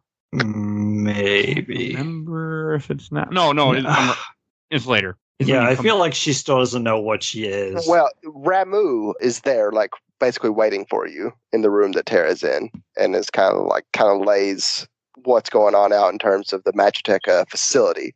So you talk to him, and he basically kind of sends you to rescue the remaining espers. Okay, because he knows what he knows what she is, of course. He knows what. Yeah, he's there waiting for you. Like kind of the implication to me was he was tending to her, or maybe even drew her to him. That's how I always took it too. Yeah, so you could rescue the other espers in the facility. Makes sense. Yeah. And then after you find her and it doesn't work out, then you go back to Jador, and this is where you end up. You have to walk into a certain house to get a guy to talk to you about the opera house and how he's like, you look, and how Celeste looks just like Maria. Because Locke and her are forced into your party at this point. Oh yeah, because they're going because you're trying to get the Empire and trying to figure out how to get to the Empire is what it is at this point. Right. So yeah, they're like, well, it's across the ocean, and this is where the infamous opera house and plan comes into play. It's still such a good scene, though. Yo, it's been a long time since I did the opera house scene, but like everything involved with it. So after you go there, you go to the opera house, and the whole idea is that you're trying to get this guy, as Blake called him when we were talking beforehand, called Seltzer. Seltzer. I forgot about that. His name is Setzer, but autocorrect. Yeah, it was hilarious. I love it. It was funny though. So it's a fine. It's a good scene. The opera stuff is fun, where you have to then Celeste has to impersonate this person, and you have to kind of go through, and there'll be a couple multi sections. Okay, what's the line? You have to pick the line that you have to say at certain parts, and it's really well done. Yeah. So one funny thing, I always thought this. I don't know why. So Ultros follows you, right? Yes. But it's 100% possible to use a party that consists of no one that actually met Ultros. So that's funny. And he still goes after you, of course, I'm assuming? Oh yeah, it doesn't change the dialogue. You're still like mortal enemies, basically. Which can happen, I guess we can talk about that in the world of Ruin, but depending on how you go about things, like characters who have absolutely no relationship whatsoever, turn into best friends, old acquaintances. That's cool that the game does that weird stuff, though. And this is where Shadow will leave. If you recruited him and somehow avoided the 1/16th chance of him leaving every single battle throughout the Zozo and everything, he will be forced out in the opera house. He'll leave during the performance. Yep. Not a fan of the opera. Kind of a dick. Kind of a dick move. That's a scene that always I feel like resonates with everybody who talks about this game, like that whole opera scene where you have her singing and everything. It's such a powerful scene too. So what about it sticks out to you? Would you say is just particularly powerful? The fact that you're in it, you're walking around, you're picking things, and she's singing about a lost love, and I always enjoyed it. It's a great marriage. It's really good. Yeah, I mean it's a great scene, absolutely. And it's so unique to have an RPG where you're doing this, and where you have to you can fuck up, and then you have a timer which when I was a kid, I was terrified. I had a friend of mine who was terrified of timers in games, and we spent way too much time grinding in this game before we went just to go. Because while in the end of her performance, you see Ultros is going to drop a big weight on Celeste, like so you have to. 5-ton weight. Yeah, Take me at least 5 minutes to push this over. so stupid. I like the Right. music here. Stupid. As her singing, because it's pretty impressive what they did with that Super Nintendo sound chip. That almost sounds like someone actually singing. Yeah. The guy singing kind of always gets me. Oh. And it's kind of how it sounds. It's terrible, but it's hilarious. Yeah, Slee's a much better singer. Opera trained bow. Yeah, it sounds like like that, but much better. Surprisingly, even on the SNES. So, and then Setzer drops from the sky like the cool motherfucker he is. I don't like Setzer. I have never liked Setzer. When I was a kid, he was my favorite character. I don't know what it is about him. He's just like the shit. He knows he's the using shit. cards. I think it's using cards as dice as weapons is cool. I hate his ability. Oh yeah, the slot. Well, the slot. I don't ever use Slot's the not slot. great. No, slots are terrible. But Setzer plus so he's got one of his weapons that he can get as a dice, and then later a fixed dice, which strictly so it bypasses any sort of defenses and strictly uses the mathematical formula that the dice roll, which is cool, I thought. But if you apply the Genji Glove to him and give him a couple of set of those dice, so just so you guys, the Genji Glove obviously allows a character to equip 2 weapons, but it decreases the strength of those weapons to kind of compensate. The same the with dice, the offering of the Master Scroll that lets you They attack all- 4 times if they're weaker. right. But the dice doesn't fall victim to that, so he can theoretically get the offering and a Genji Glove and just go absolutely ham with these fucking dice. Yeah. It's fully broken. Absolutely, he's so good. He has a cool beginning, but I just never cared for him as a character. Yeah. That's fair. I mean, yeah. He's not- So the good thing about this game is like there's such a diverse cast that like people can legitimately have their favorites. There's a solid argument for just like almost everyone. I mean, as long as you don't like a whole bunch of them, you don't have to use the ones you don't like. Exactly. Yeah. Just fucking avoid them. I don't like his ability. I think that's a big part of it for me. I think his ability, the slot ability, I think is stupid because again, it's a gambling for a good attack, and I don't like gambling in any shape or form. Oh, a nice little piece of trivia about Setzer. So when he joins, he says to you, and I don't know if the GBA, so maybe you guys can shine a little light on this, something along the lines of like, I'm doing this, but the Empire's made me a rich man. Yes, that's still in there. That's actually a mistranslation. So he is supposed to say something more along the lines of the Empire's been bad for business. So like to give him basically the motivation, not necessarily it's all Maybe he did altruistic. say it in the GBA version. I just don't remember. He definitely in the Super Nintendo he says those exact words. The Empire's made me a rich man, but definitely like a mistranslation there because he really kind of joins you because they've been bad for business. They meant to say that more or less his business had gone up as in dried up, but the translators took it as gone up as in stock. Oh, okay. Yeah. Huh. That's cool. I learned something new about this game. Yeah, I thought that was cool. Just a cool piece of trivia. That's what makes this game great, though. All these little things in it that they have. For sure. Totally agree. And the whole point of why you're trying to get Setzer is that you need his airship, and then he flies you. But he flies you to the southern continent, which has the Imperials, and he just drops you off. He just lands the airship. He's like, "Oh, yeah, I'll see you later." That scene though, when like you're flying like towards Vector for the first time, and the searchlights are in the background. It's a good scene. That's good shit. Yeah. Inject that into my veins. More of that great mode 7. Sweet mode 7. That usually isn't that awesome, but it works out in here. We haven't talked chocobos. Does anyone use chocobos like at all in this game? No. Because I don't. Yeah. But you can. It forces you on them at one point, and I immediately push the wrong button every time, and it just runs off. Right like, well, that happened. That was the thing. I don't like chocobos in this game. Yeah, I don't really use them. I don't want to not fight. mean, right. Yeah. When I was younger, I used to use them all the time because they got me out of fighting. But, I'm older now and understand that getting out of fights in an RPG is not what you want to do because otherwise you will not be leveled up. Yeah, grinding is a rite of passage, not something to be avoided.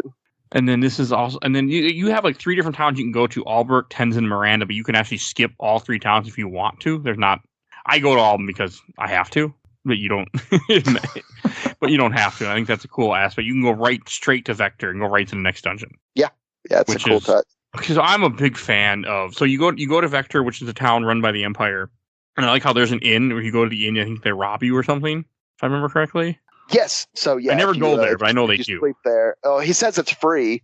Like, come on in, friend, and then robs the shit out of you. Which makes sense. The inn has never been free in this game yet, and so the one time it's free, they rob you. Makes perfect sense. And it's just a good part too. Like everything that you do when it comes so the whole point is you're trying to get in the Magic Factory, and you find some old guy who's a returner, one of your group, and he ends up getting you in, and you have like this. So you go into Magic Factory. I'm a big fan of the scene. I love the music in the Magic Factory. I love how you're walking around in this building. You're jumping on conveyor belts, and you're trying to find your way through to get magic, to find out what's going on, and you end up finding Kefka, and he's throwing espers down a chute to kill them. Like you do. Did you guys know about the healing kid in Vector, right before the factory? You mean the woman that you talked to? So there's her. God, I love this game. There's a small scene with a child. Sid has been performing experiments on one of the kids there, and he learns, trying to teach him cure, but Sid has not perfected the process at this point. So the kid will constantly cast cure spells on you, but they only heal 1 HP at a time. I never seen this before. Absolutely, yeah, right there in Vector, because they're just learning the process of extracting magic. That's cool. Yeah, which I don't really think we neat. mentioned. That's how Celeste gets her magic too. She's been we didn't mention genetically infused with it. Yeah. Same with Kefka. Yeah. In fact, there's a scene or an NPC who tells you basically that. So that's why Kefka's like he is. He was driven crazy by the process of being given magic. I never knew that. Yeah. Thank you. You taught me something new. About General Leo. That's the third time you've said that. More than I was expecting to say it. Yeah. Leo refused it, and Kefka decided to be the one to do it, driving him crazy and giving him magic. Huh. Okay. And then it's when you're in the Magic Factory, this is when you first get a bunch of espers, and you get Meduin, which is a very important esper we'll be talking about in a little while. And this is also at the same time when all this is happening, Kefka shows up and tells you that Celeste is actually not a traitor, but was sent to join you to trick you and makes you think that this whole time she betrayed you. And then she ends up casting a spell that shoots everybody out of here. Yeah, after Locke just basically breaks her heart by kind of believing this crazy fucking clown. Yeah, which pisses me off that one of my favorite character falls to that. Makes me upset. Especially the Joker. Yes. But he shouldn't fall trapped to Kefka. He knows Kefka is a piece of shit and a liar. Like, I don't understand. Them treasure hunters, man, they're not known for their apparently not manipulation skills, you know. He gets his ass tricked pretty bad, so pretty badly. But still a great character. And as after you and when you're leaving Vector, you end up having to jump on the airship and you end up fighting some cranes and you get out of you have a cool minecart scene, which is again mode 7, but good little scene. Mode 7. They got to do it when they can, I guess, you know? Well, if I just nonchalantly ran through the sentence, you fight some cranes. Video games are weird. And this is, I think, where you first meet Sid. So he's waiting for you down in the bottom of the Magitech facility, or maybe you meet him inside the facility. But you meet him inside. Okay, yeah. It's the first time he's introduced. After Celeste gets everyone out of there, then he joins you. Yeah, because he's kind of there when the Aspers all turn into Magicite, and he's like, oh. So what do you guys think he's wearing? Because this is a question that's like kept me up at night. It looks like an April O'Neil yellow rain slicker with a hood. I just see like a literal like duck suit is how I like. Okay. Like that's I know that can't be right, but I literally just can't come up with any other explanation. I guess yellow jumpsuit. I don't fucking know, man. Yeah. It's like Mike and Gestall, where he says he looks like a dog person. I haven't got there yet. I was going to say, I'm surprised we made it this far. I'm bringing that up. I will always. So since you brought it up, like when I was a kid, when you first see Gestall in those early cutscenes, I always thought Gestall was a dog person. Always. I saw his sprite all this time until later, and I got older, and I realized. I've actually heard other people say that, and like that never occurred to me. Like I just like this big droopy mustache, but you're not the first person I've heard say that, so don't feel too bad. I thought he was a dog man with a gun when I was a kid. Dog man with a gun. I don't know why, but in my world, he had a gun. Fuck it. Like that's all the qualifications I need to know that he should be the general. Oh, and before we go any farther, I do want to do the giveaway that I did not mention at the top of this episode. I have been doing Steam giveaways a lot. I have too many fucking keys. I'm gonna do it quick. If you want the Steam code for Dungeons 3, here is the code: 5TIDFPR7EDXYIZ2. And there is your code for Dungeons 3. If you care. Nice. I don't know if you do. It's there. So there you go. I don't even know what that is. It's I don't know either, but I own the whole set. I don't either, but I hope someone enjoys that it too. And then it's after you have after you go through and you get the espers, then you go back to Zozo, the game makes you, and this is where they then talk about like what Terra is, and you find you learn about the espers. You find out that one of the espers you have is her father, Meduin, and you find out a bunch of history about where they come from. They come from this different world, and you find out that a lot of exposition.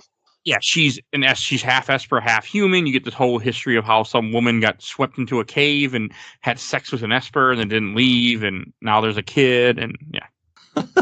And he's like some sort of wolf man, it appears. So Hey. I can't remember the podcast I was listening to, but I was listening to them talk about this game, and they said that Terra's origin story is that two people had sex. He's like, that's basically my origin story, but don't make a video game about me. It's pretty common, yeah. I disagree with that, but okay. Less common is like your mom wandering into an alternate reality, fucking a wolf, and then having you. Yeah, well, semantics. Slightly kind of what less happened. common. So. But either way, I have always enjoyed this scene. I think it definitely fills in some gaps on up to this point. She's a real enigma, so it's the first time you kind of really get some gaps filled in. And it shows how it was how Gestel had got a hold of her and everything. I thought that was cool. See, you get to see it firsthand. If he was a dog person, he'd fit right into the Esper realm. Yes, he would. Yeah, no subterfuge needed. He's a dog person to me. Always will be. Even though I know he's not, he will always be that dog person to me. Well, he also kind of is. He's a real dog. Yeah, that's fair. But he doesn't look like a dog. He's not supposed to. So yeah, you go back to you finally get. This is the first time that Terra joins you, and this is also the first time you have the ability to use the airship, so you can fly around the world if you wanted to and do side quests like I did because I have to. And then you have to take Terra with you, and you go to this. After you had the whole cutscene about where the espers are, you have to go to the cave of the sealed gate, which is where they want to bring Terra, because their whole idea is that Terra will be able to communicate with the espers, and the espers will join us to fight the Empire. Which seems pretty optimistic, but I like shoot your shot, Yeah, I mean, I get it. I think you're a little insane. They think this is going to work, but I get it. So then you go to this gate, you go to this little Imperial base that's empty, and you have to get through a pretty annoying dungeon, in my opinion. You go through. I've never been a fan of this dungeon. So. Which one is this? Cave of the Sealed Gate. Oh, well, you get the Atma weapon, my favorite weapon in the game. So that's why it always. This is when everything goes to hell, because when you release the espers, they attack Vector because they sense that their fellows have been murdered here. Yeah, turns out they don't like that. Oh, it's good though. Like, I mean, they just rip apart the city. Because as we saw earlier, and I kind of forgot to mention, I mentioned a little bit, but I want to go more in details. Like what they were doing with the espers, they would drain them of their essence, and then they would throw them into a garbage chute to die. That was their solution. Yeah, it's pretty fucked up. Not much. Doesn't make any sense. So this is where they also take down your ship, right? Like you unleash them and like you escape, and then they just crash. Go. You crash on the southern continent, and then you have to go back to Vector, and this is where Vector's been lit on fire. So, but if before you go to Vector, you can actually travel all the way back to one of the cities. I think it's Sin, maybe, or wherever the airship crashed, and it's quite a trek. But there's a small hidden scene with Sid and Setzer repairing the airship. If you track before you go into Vector, track your ass back to the sign of the crash. I go to all three.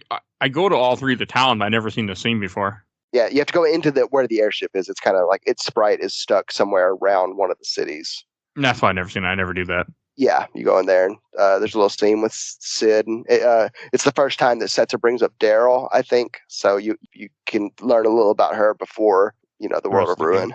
Yeah, she seems like such a cool character. I wish there was more on her in this. Yeah, she's dope, and just definitely I must be wish there was Daryl. more. And going to the Imperial Palace, you have a scene that I remember, like as a kid, thinking was really cool, and then as an adult, I'm still a fan of the scene. Hasn't changed, I guess. Where you go talking to people. Yeah, you go there and the Empire's like, yeah, we're done with war. We're done fighting. The Espers taught us that we're going to behave ourselves and all bullshit. But at the point of like the whole, you have to go and talk to all these different people to try to, get them to join the Returners and be okay with it. And you have a whole scene where you're at a banquet and you get points depending on how many people you talk to and how you do the conversations. And I did it perfectly. And I still didn't get my fucking ward bangle like the guy told me. I remember as a kid fucking hating. So like it's obvious it's a game like gamified like the responses because just it's a little unnatural. But at one point he's like, "Oh, by the way, what was the first question I asked you?" It's like, motherfucker, what are we fucking gatekeeping here? Why are you asking me that? And I like how you have to choose the things that are bad for the Empire. Otherwise, you say other stuff, you lose points. Yeah. It's kind of arbitrary, it almost seems like. Yeah, but it's a cool little touch. And then the whole idea is that after you have this banquet that, we're going to work together, then they send you with General Leo, who you saw earlier, but now you finally get to interact with him, where you are then sent to this town that no one's been to before, at least none that has magic users that they found. Right. I think, the Espers went there. The Espers went to this island, Thamsa, and now you're going to look for the Espers. That's what it was. They went that direction, basically. Yes.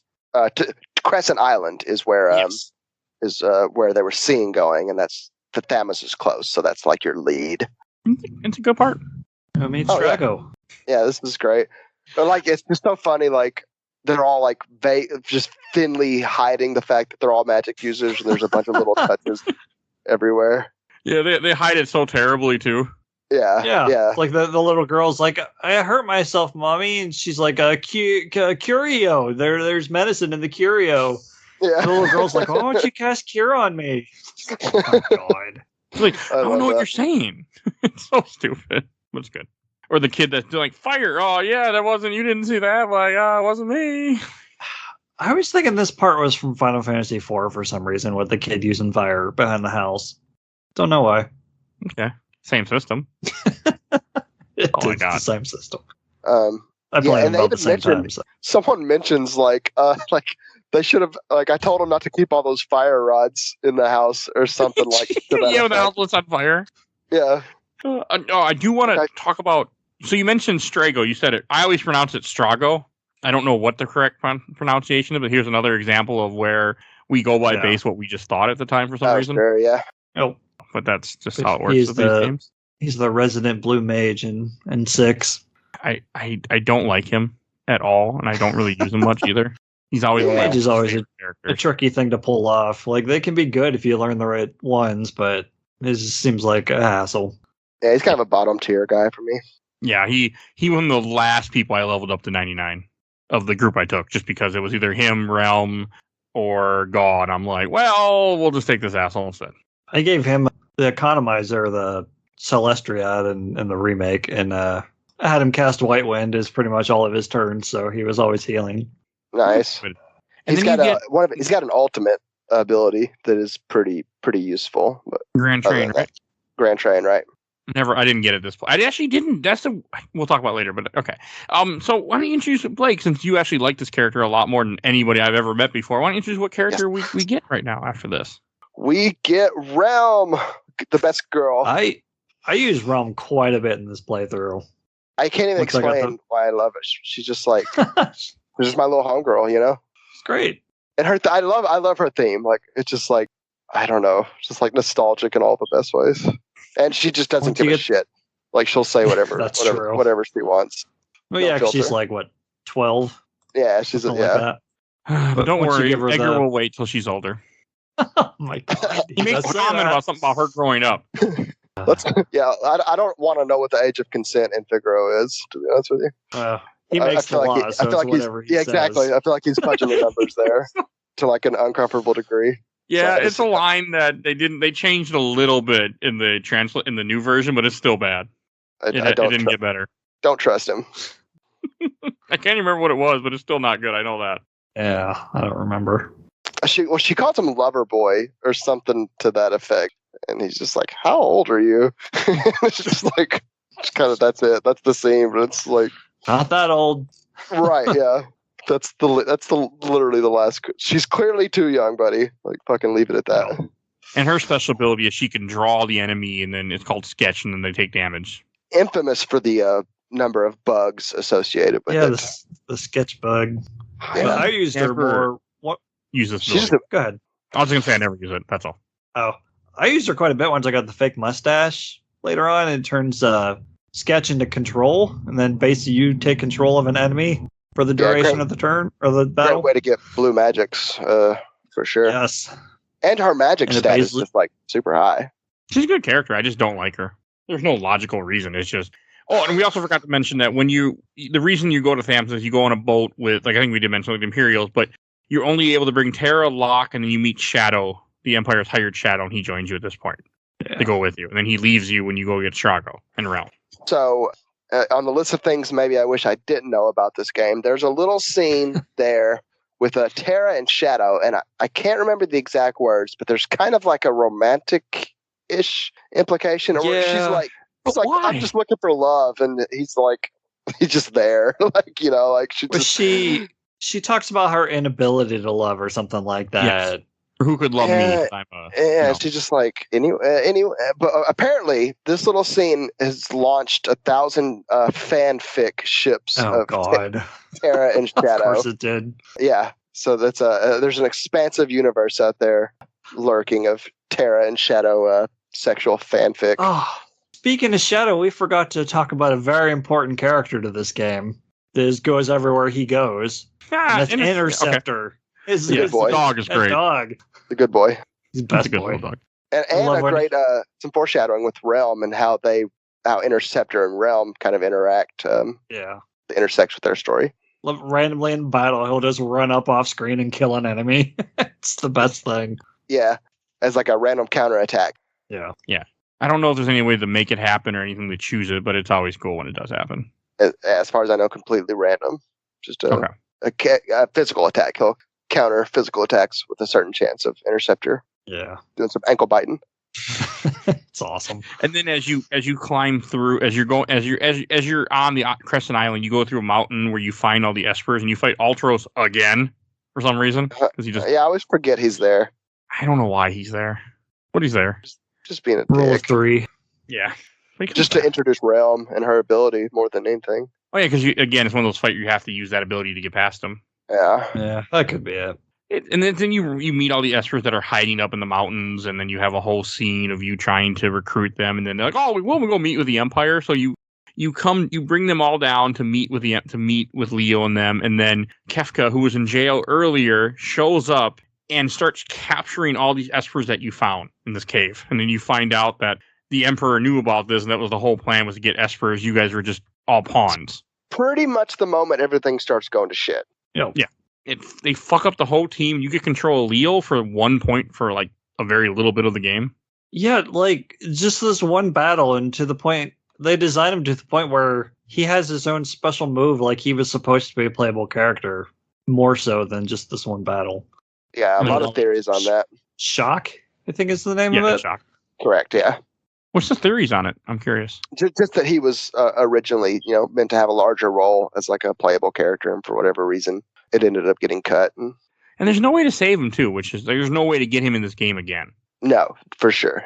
Yeah, he was a rumor mill before Aerith was on Exactly, how to yeah. revive him. How to revive Yeah, Leo. Game Genie codes. Not to be done. And after Kefka, and you find out the whole betrayal of everything. This is when Leo gets killed trying to save you. Well, he saves you guys, but he dies fighting Kefka. It's a sad scene. Like you see his grave. They have his grave in Famsa, and also in Famsa, there's the way Strago joins you. There's a whole scene where a mansion. We kind of make a joke about where it lights on fire, and they go, "Oh, those fire rods," and that's how you find out everyone can do magic in this town. Yeah. because they'll try to suppress the fire. There's also a throwaway line by one of the NPCs that just casually reveals that Bannon, Arvis, and like your entire Narshi detachment was killed, like in Vector, like massacred. Yeah. Oh, there's a. I That missed makes that. sense though. Yeah. 'Cause you don't ever see Bannon again, do you? Or any of the No, returners? they're all so while Kefka's doing his thing, apparently they're all being massacred in Vector. Oh. Because that's I where you never see knew them that. last. Yeah, sure enough. Because your team joins you and says, "Oh, we got out here in the nick of time." I didn't realize Bannon and all of them are dead. Oh yeah. Apparently they don't care. Right, yeah, just literally never mentioned again. Because Saban took too long getting back to Narsh. What a dick. Ghost Train. Can you believe this Yeah. guy? Sure, He had time man. to suplex the train, but Ghost didn't have time to save his friends. This game gets darker and darker the more I talk about it. Sometimes, like I never Yeah. realized that I know everyone's about to die, but I didn't realize Bannon and your whole team dies. That's kind of dark. Also, you get Moogle here before you come here. Going back to Narsh and save him from Lone Wolf. You can, or you can let him fall and get the Wait, golden hairpin. you can recruit Yeah. Mog? Yeah. I never knew that. I mean, I knew you could get him later. Hey, you in get the him right world. here. You have to Hey, go come here. into a room in Wow. Narc where you see the pickpocket from Figaro prison. You follow him up the mountain, and then he'll be holding little Moogle, and you have to then stand there for about a few seconds, and then Mog will break free, and then you can get Mog to join you, or you can let Mog fall and then recruit. You get a golden hairpin, not recruit anybody. You get a golden hairpin item. Yeah. So does either of those affect your ability to recruit him in the world of Ruin as well? No, you can still get him just fine. Can you? He's still around, even though he fell off the cliff and you sacrificed him for a hairpin. He still will join you. It's just a different Moogle. It's like, you're Mog now. Yeah, just like that's hilarious. Apparently, falling down the mountain doesn't hurt that bad. You can He shake just it off. dances it off. They're Yeah. Mogs. Yeah, he's fine. Yeah, his whole shtick is dance, where he has 8 different dances, 10. I But they all- got them all, and I used none of them. He's just another berserk character because once you go into dance, he's locked into that for Yeah. the rest of the battle. He's just vibing. And if you don't use the dance for the train you're in, he has a 50% chance of just falling flat on his face. Oh, that's what affects it? Yeah. Yes. I have never known all these years that that's what did it. Because there were many times where I would make him dance, and then he would fall, and I would never know. I never knew what the reasoning was. Like, this guy sucks. That's it. He's not vibing with the locale. Nope. It's not his scene. And then it's after you do this, when you have the whole scene where the Empire betrays you, you find out that what the Empire was up to is they go back to the CLK, now the Espers are gone, and they end up they find these statues, and they do something that activates where this giant continent ends up floating up in the air. I forget what exactly did it, but they make the continent float. Ultron. Okay, I'll buy it. And then this is Sokovia. where the game then gives you the last moment where you can fly around the world of balance, or you can go to the floating continent to continue the game. Which, of course, I go to the floating continent because I already did everything else. Yeah. I don't think at this point I guess you could like gather lores and dances and that kind of thing, but probably Right. not too many Oh. side quests and stuff. Actually, glad you mentioned that because you have to go get one of the dances now before this part, or else you can't get it in the World of Ruin. Water Rondo. Yeah, okay. I knew it was water something. Yeah, the And let water me do it. dance. Excuse me, sir, but you are wrong. In the GMMF, Oh, there you go. you can now fight Leviathan, and if he does, and that's how you get Water Rondo if you didn't get it in the World of Balance, sir. Ew, well. I just wanted to do that voice. Okay. You gave me the opportunity. Yep, I did. I actually have Right never into gotten Water Rondo until this playthrough because I never knew you could go eat. I was able to go. I went to the Velt Cave, jumped in the water, went all the way into Kia, got Water Rondo, and then had to go back. The whole route Saban goes through the Phantom Forest, jump down the waterfall like Saban did, do all this stuff just so I could go back and get my airship back. Yep, I had a hell of a time. A hell of an adventure getting back to it. It wasn't worth it, but I did it. So Yeah. Yeah. I was going to say, how many times did you use that particular dance? Or any dance? I didn't use any dance. I used one dance once just for the hell of it. Never did again. I believe it. Yeah, and then you go to the floating continent, which Yep. I was scared of this when I was a kid. You were scared of a lot as a kid. I was. I had a lot of fear as a kid.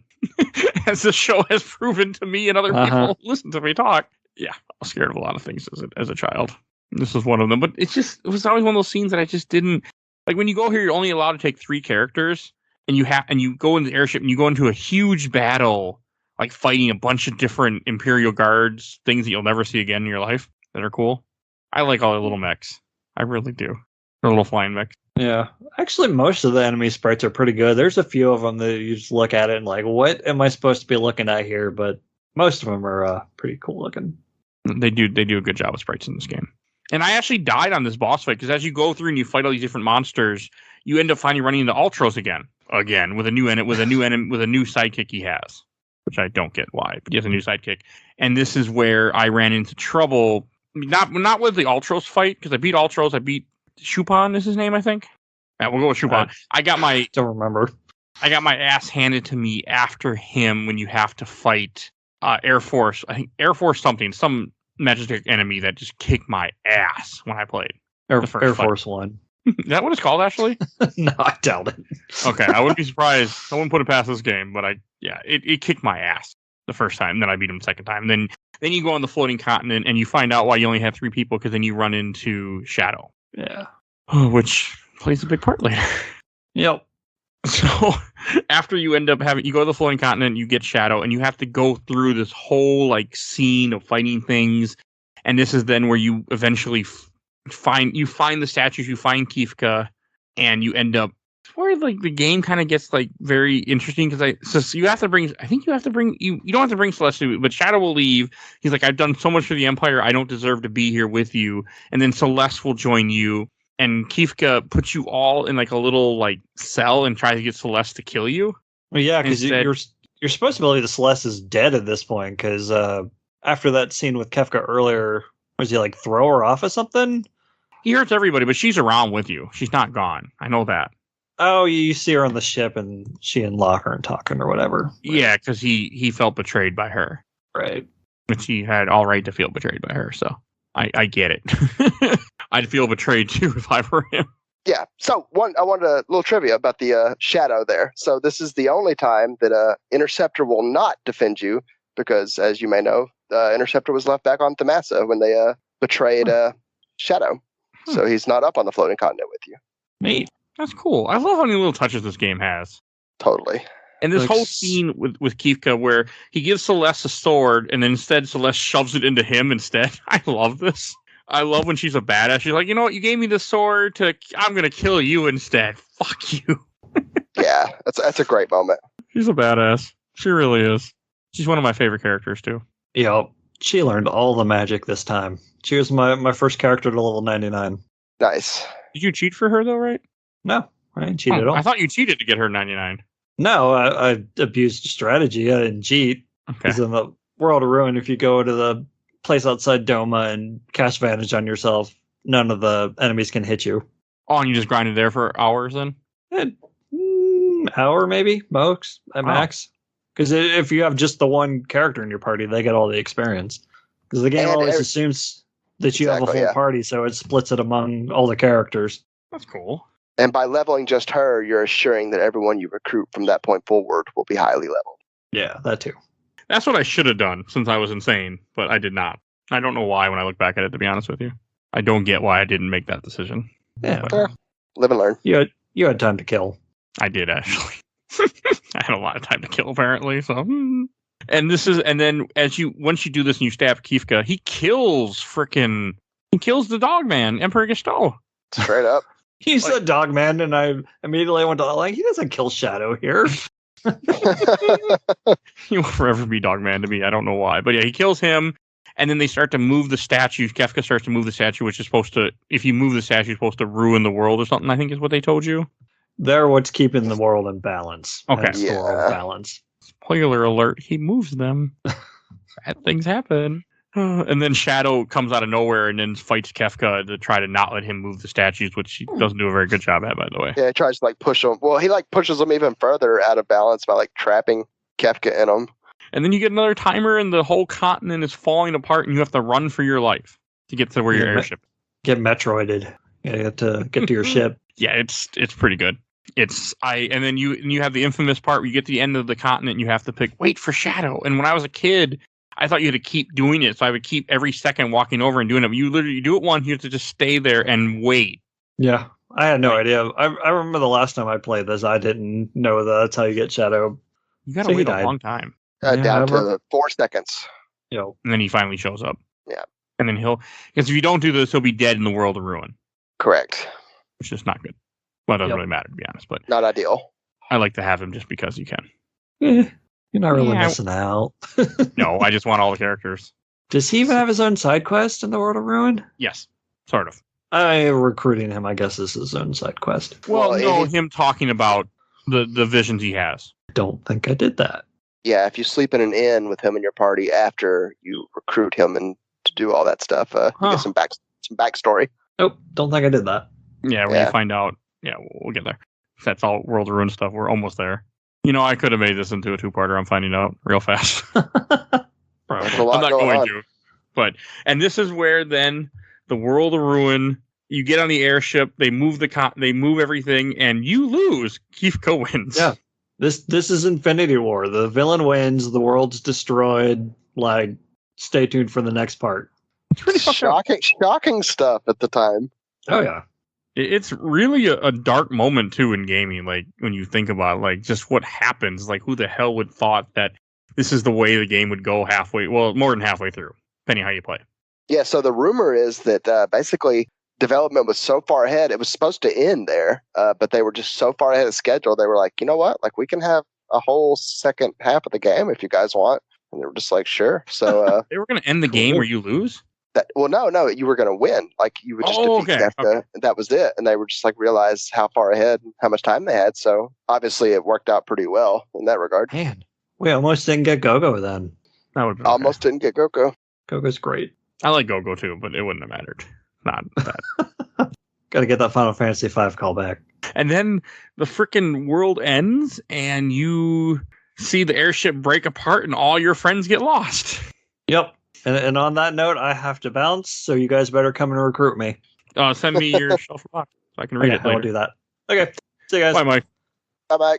And then you end up the game like I think 3 years go by, if I remember correctly. I think it's 1 year exactly.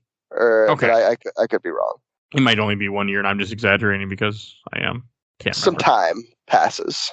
And apparently, this whole time that time has passed, you get the game. It wakes up, and you wake up as Celeste on a little island. Yes. And it is 1 She- year. Yeah. Okay. And she's just by herself, or not by herself. She just wakes up. She's been in a coma for a year. Somehow she's alive. I don't know how, but hey, video games. A lot of Because I fish. feel like if you've been in a coma for a year and nobody's, giving you any foods or fluids or IVs or anything, you won't be alive. Well, Sid has been feeding her, isn't that? He's been taking care of her. Fish, I guess. I mean, it's such unclear. a depressing scene where then she wakes up and he's like, "Oh, I'm too tired now. I'm gonna go lay in bed." Yeah, and then he starts telling her about there was originally a bunch of people there, and they all just literally went and committed suicide because they felt like they were the only people left on Earth. Because when Pretty heavy Kefka, stuff. I don't think you find this out. You just find out Kefka won, but you don't find out exactly what he did yet. Not For the- yet. Yeah, exactly. You just know like shit went down. A few people ended up here, and now it's just you two. And you may, at this point, you may be the only two people left on the planet, as far as anyone knows. Yeah. And the whole part like this, you have to go and get fish for him, and this can play out so differently depending on how you Yes. do it. Correct. I tried to kill him, but I couldn't. He wouldn't die. That's impressive because you really it takes some work to save him. So what you do is you have to go down from the little house you're at, and you keep collecting fish. So I just kept grabbing fish, and some fish I know are bad fish, so they'll poison him. Some are good fish, will help him. And I'm like, I don't care what you eat. I'm just going to give you whatever fish I can find. He did not die. I was able to save him. It's a surprisingly complicated formula for how this works. Are you interested? Do you want to hear the Sure, math behind it?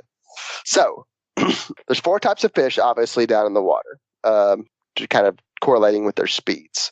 You have a slow and a rotten fish. They're going to decrease his health when fed to him. You have a regular moving fish, which will kind of give him a small bump of health, and obviously the fast fish will give him the most health. His health dwindles at real time. So for every 1 second that you spend in game, his health ticks down by 1. Right. Yeah, it is pretty cool. So you can obviously, if you're fast and get lucky with some quick fish, if you get his health up to a certain point, he'll stay alive, and if it hits a certain point, he'll die. Obviously, but it's all happening in real time. Like the demise of Sid is a real time event. It's a dumb event too. Yeah, it is. I kind of do both, but I think I prefer. Sorry, Sid, but like character development wise, like to have him die. Yes, Just to really I think put it's Phillies better. at rock bottom. Yeah. Because if he survives, you find out he's been building you a raft the whole time. And if he survives, you get on this raft and you leave. If he dies, she goes up to this mountain where other people went and commits suicide, or tries to commit suicide, I should say. Right. Jumps off the cliff, which is a really dark scene for a kid's game. Not really a Super kid's game, dark. but and then she washes up on the beach and finds a bird with a bandana from Locke, which makes her think that Locke is still alive. All correct. Yes. And then finds a note from Sid. He built her this raft. The raft, right? And then you leave and you end up on what used to be the southern continent where the Empire was, and this is where you then find you find all the towns, you find Kefka's tower, and you get backstory where Kefka had won and then built this giant tower for himself and just started, and you find out a little bit, you go to some of these local towns, you find out that he has I forget what is the light called that he uses to kill everybody? The light of judgment. Okay, and he has like a giant laser beam he shoots people with. He has a giant laser beam that he shoots people with. Yeah. Like it's pretty fucked up, and you're just Celeste. Everyone else is gone. Just Celeste. Yeah, so you do find in the first town you go to, there's someone, and I always thought this was weird, but someone's like, hey, I saw someone who looks just like you up in the city to the north. So you follow this lead, and it becomes Sabin, but it really kind of, like, do they really look so much alike? Celeste and Sabin? Like, how, that would never make much sense to me. No, it doesn't make much sense to me either. I mean, it's supposed to be they're both strong-looking people, but yeah. Well, so I've heard this is another mistranslation. Apparently, it was originally like someone who had the same glint in their eye, more or less, and it was just kind of translated as like, oh, yeah, oh, you guys look alike. You should probably go check it out. That would have made more sense for sure. And this is when you get Sabin as a good, like, you can. I didn't know this until our conversation today. You can completely skip Sabin. I never knew that. Do not have to go into that town at all. I mean, I always go and get him, of course, because that's how I play the game. I get everybody when I play, in general. Oh, sure. And, like, he's a big help at that point. I mean, it's just like, yeah, there's no reason not to. Certainly, he's right there. And it's you're cool being led the game lets to him. And he's holding up a mansion that, like, got hit by the judgmental light, like, right when you come into the town, I think, or right before, or something of that nature. I can't remember. Yeah, I'm pretty sure it had happened beforehand. Okay. Or maybe, yeah. He's like, I can only hold this building up for so long. You have to go in and rescue a kid that's stuck inside the building. I failed this the first time, actually, this playthrough, just because I got lost. It's not very big, but I just got lost. Yeah. I get it. I can see how you can get lost in it. Yeah, and so that's a game over, but thankfully was able to save everybody the second time. So you go in there, you rescue this kid, you come out, and then Sabin jumps off and the building falls. And it's the same building you see earlier when you go to this town in the World of Balance, but you can't enter it because the woman's standing in front of the door to stop. Right. And you can actually do this anytime, which is, I don't know if you knew that. Like, so you can save him for last, for example, if you want to. Oh. They'll just sit there kindly holding the building. I never knew that because I always go immediately and get him. And I always thought you had to, but yeah, most people do. It's interesting to hear all the different things about this game, that like a game that I played so many times over the years and stuff I just did not know. There's just so much. That's what makes it so good. And then you get Sabin, and the whole thing is you're trying to start to put together your team to take on Kefka eventually. Like that's your whole point, and see who's still alive. And we should mention the world map is completely different now that you're in the World of Ruin. Yeah, so there's a one video that kind of shows or implies basically that things just got royally rearranged when Kefka fucked everything up. And changed the world completely. Yeah, impressive stuff. Which I think is interesting too in itself, to see what happened. And the first part of this is very like you have to go a certain route. Like apparently you can skip Sabin, but then you end up going to, and all the towns are different places now too. Yeah, so I mean they kind of slowly dole out access. So you get access to either to Sabin, or you can go check in on Terra at this point too. You can find her, although you can't recruit her quite yet. No, but you can fight. Well, it used to be called Fanuba. Now he's a different name in the GBA version. You can fight him, and then Humbaba, I think in the GBA it is Humbaba or something. Yeah, Humbaba. Okay, I think you're right. So. Then you fight him, and then he'll drop Fenner, which is one of the espers that you get, and then you can then leave, and then you have to come back to get Terra later. Right, because she's just like, yeah, I'm not quite ready. Yeah, I think you have to wait till you have the airship for her to join you. Yeah, as soon as you get the airship, you can just go. You can take care of all this if you like.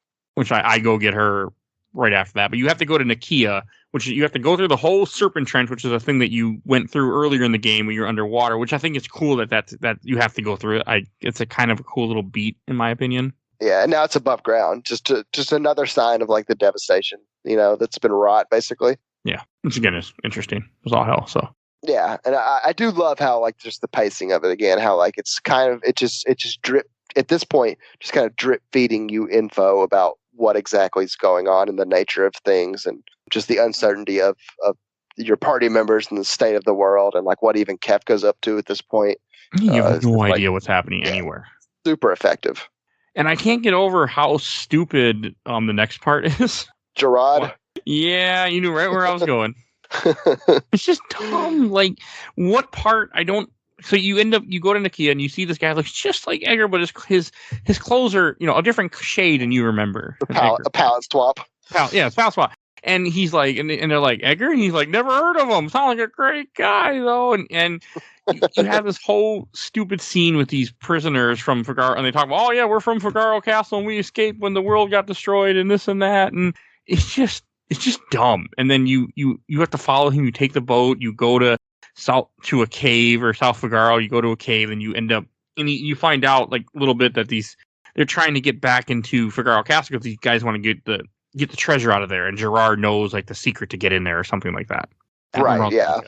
Yeah. So they're trying to get in, and he just teams up with them more or less to get access to his castle because they said they're the ones who kind of revealed they had a way in. It's just a weird little part.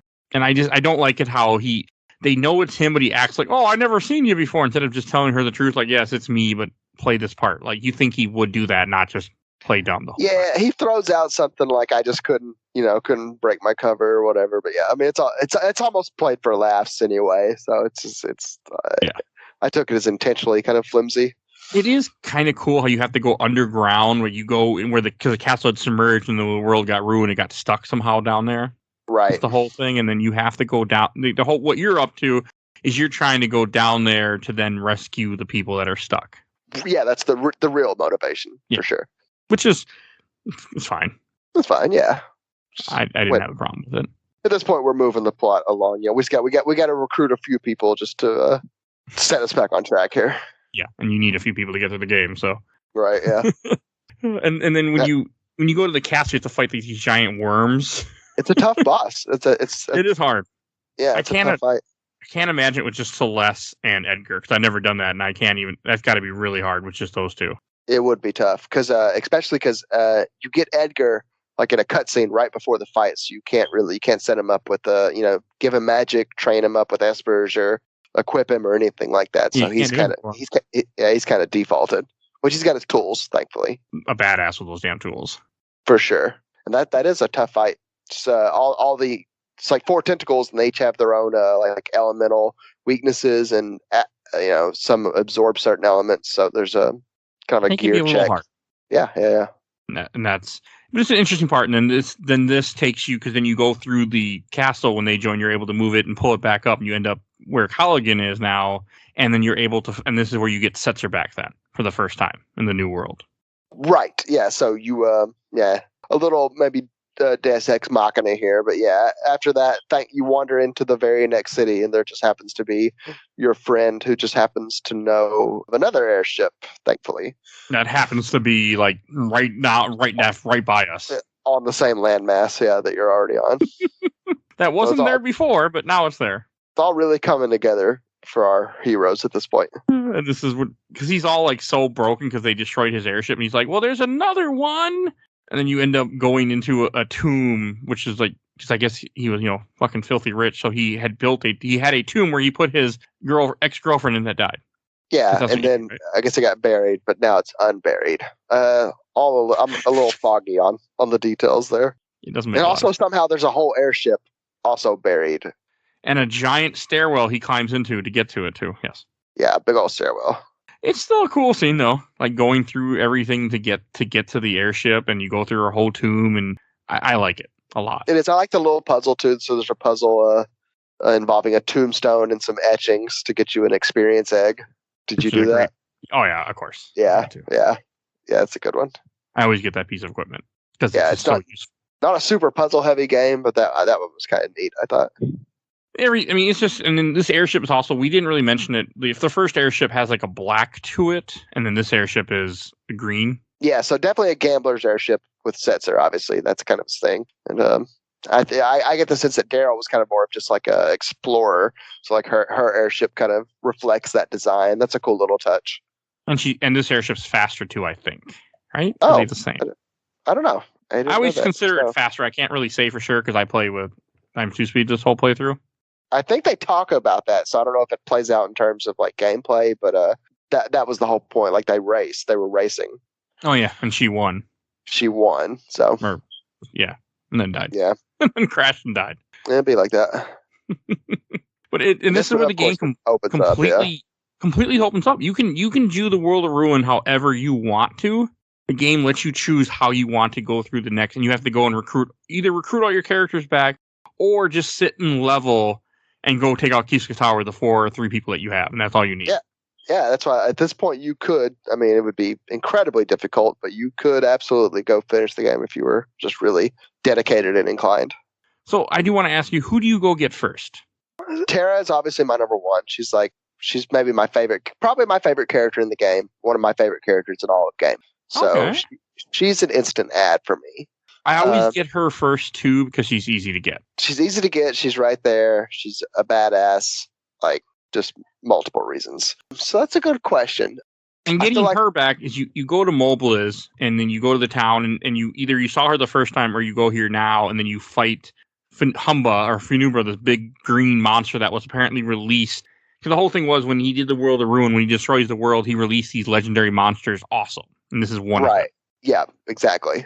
And so she, of course, has found kind of her place, like protecting these kids. So like that, this is one of my favorite individual storylines of this game. So like the first half, Tara's just no memory, finding her place, unsure if she can love, and like I feel like it's maybe set up like a lot of games would just take a romantic route at that point, but instead she basically finds this surrogate family that she's taking care of as like a maternal role, Yeah.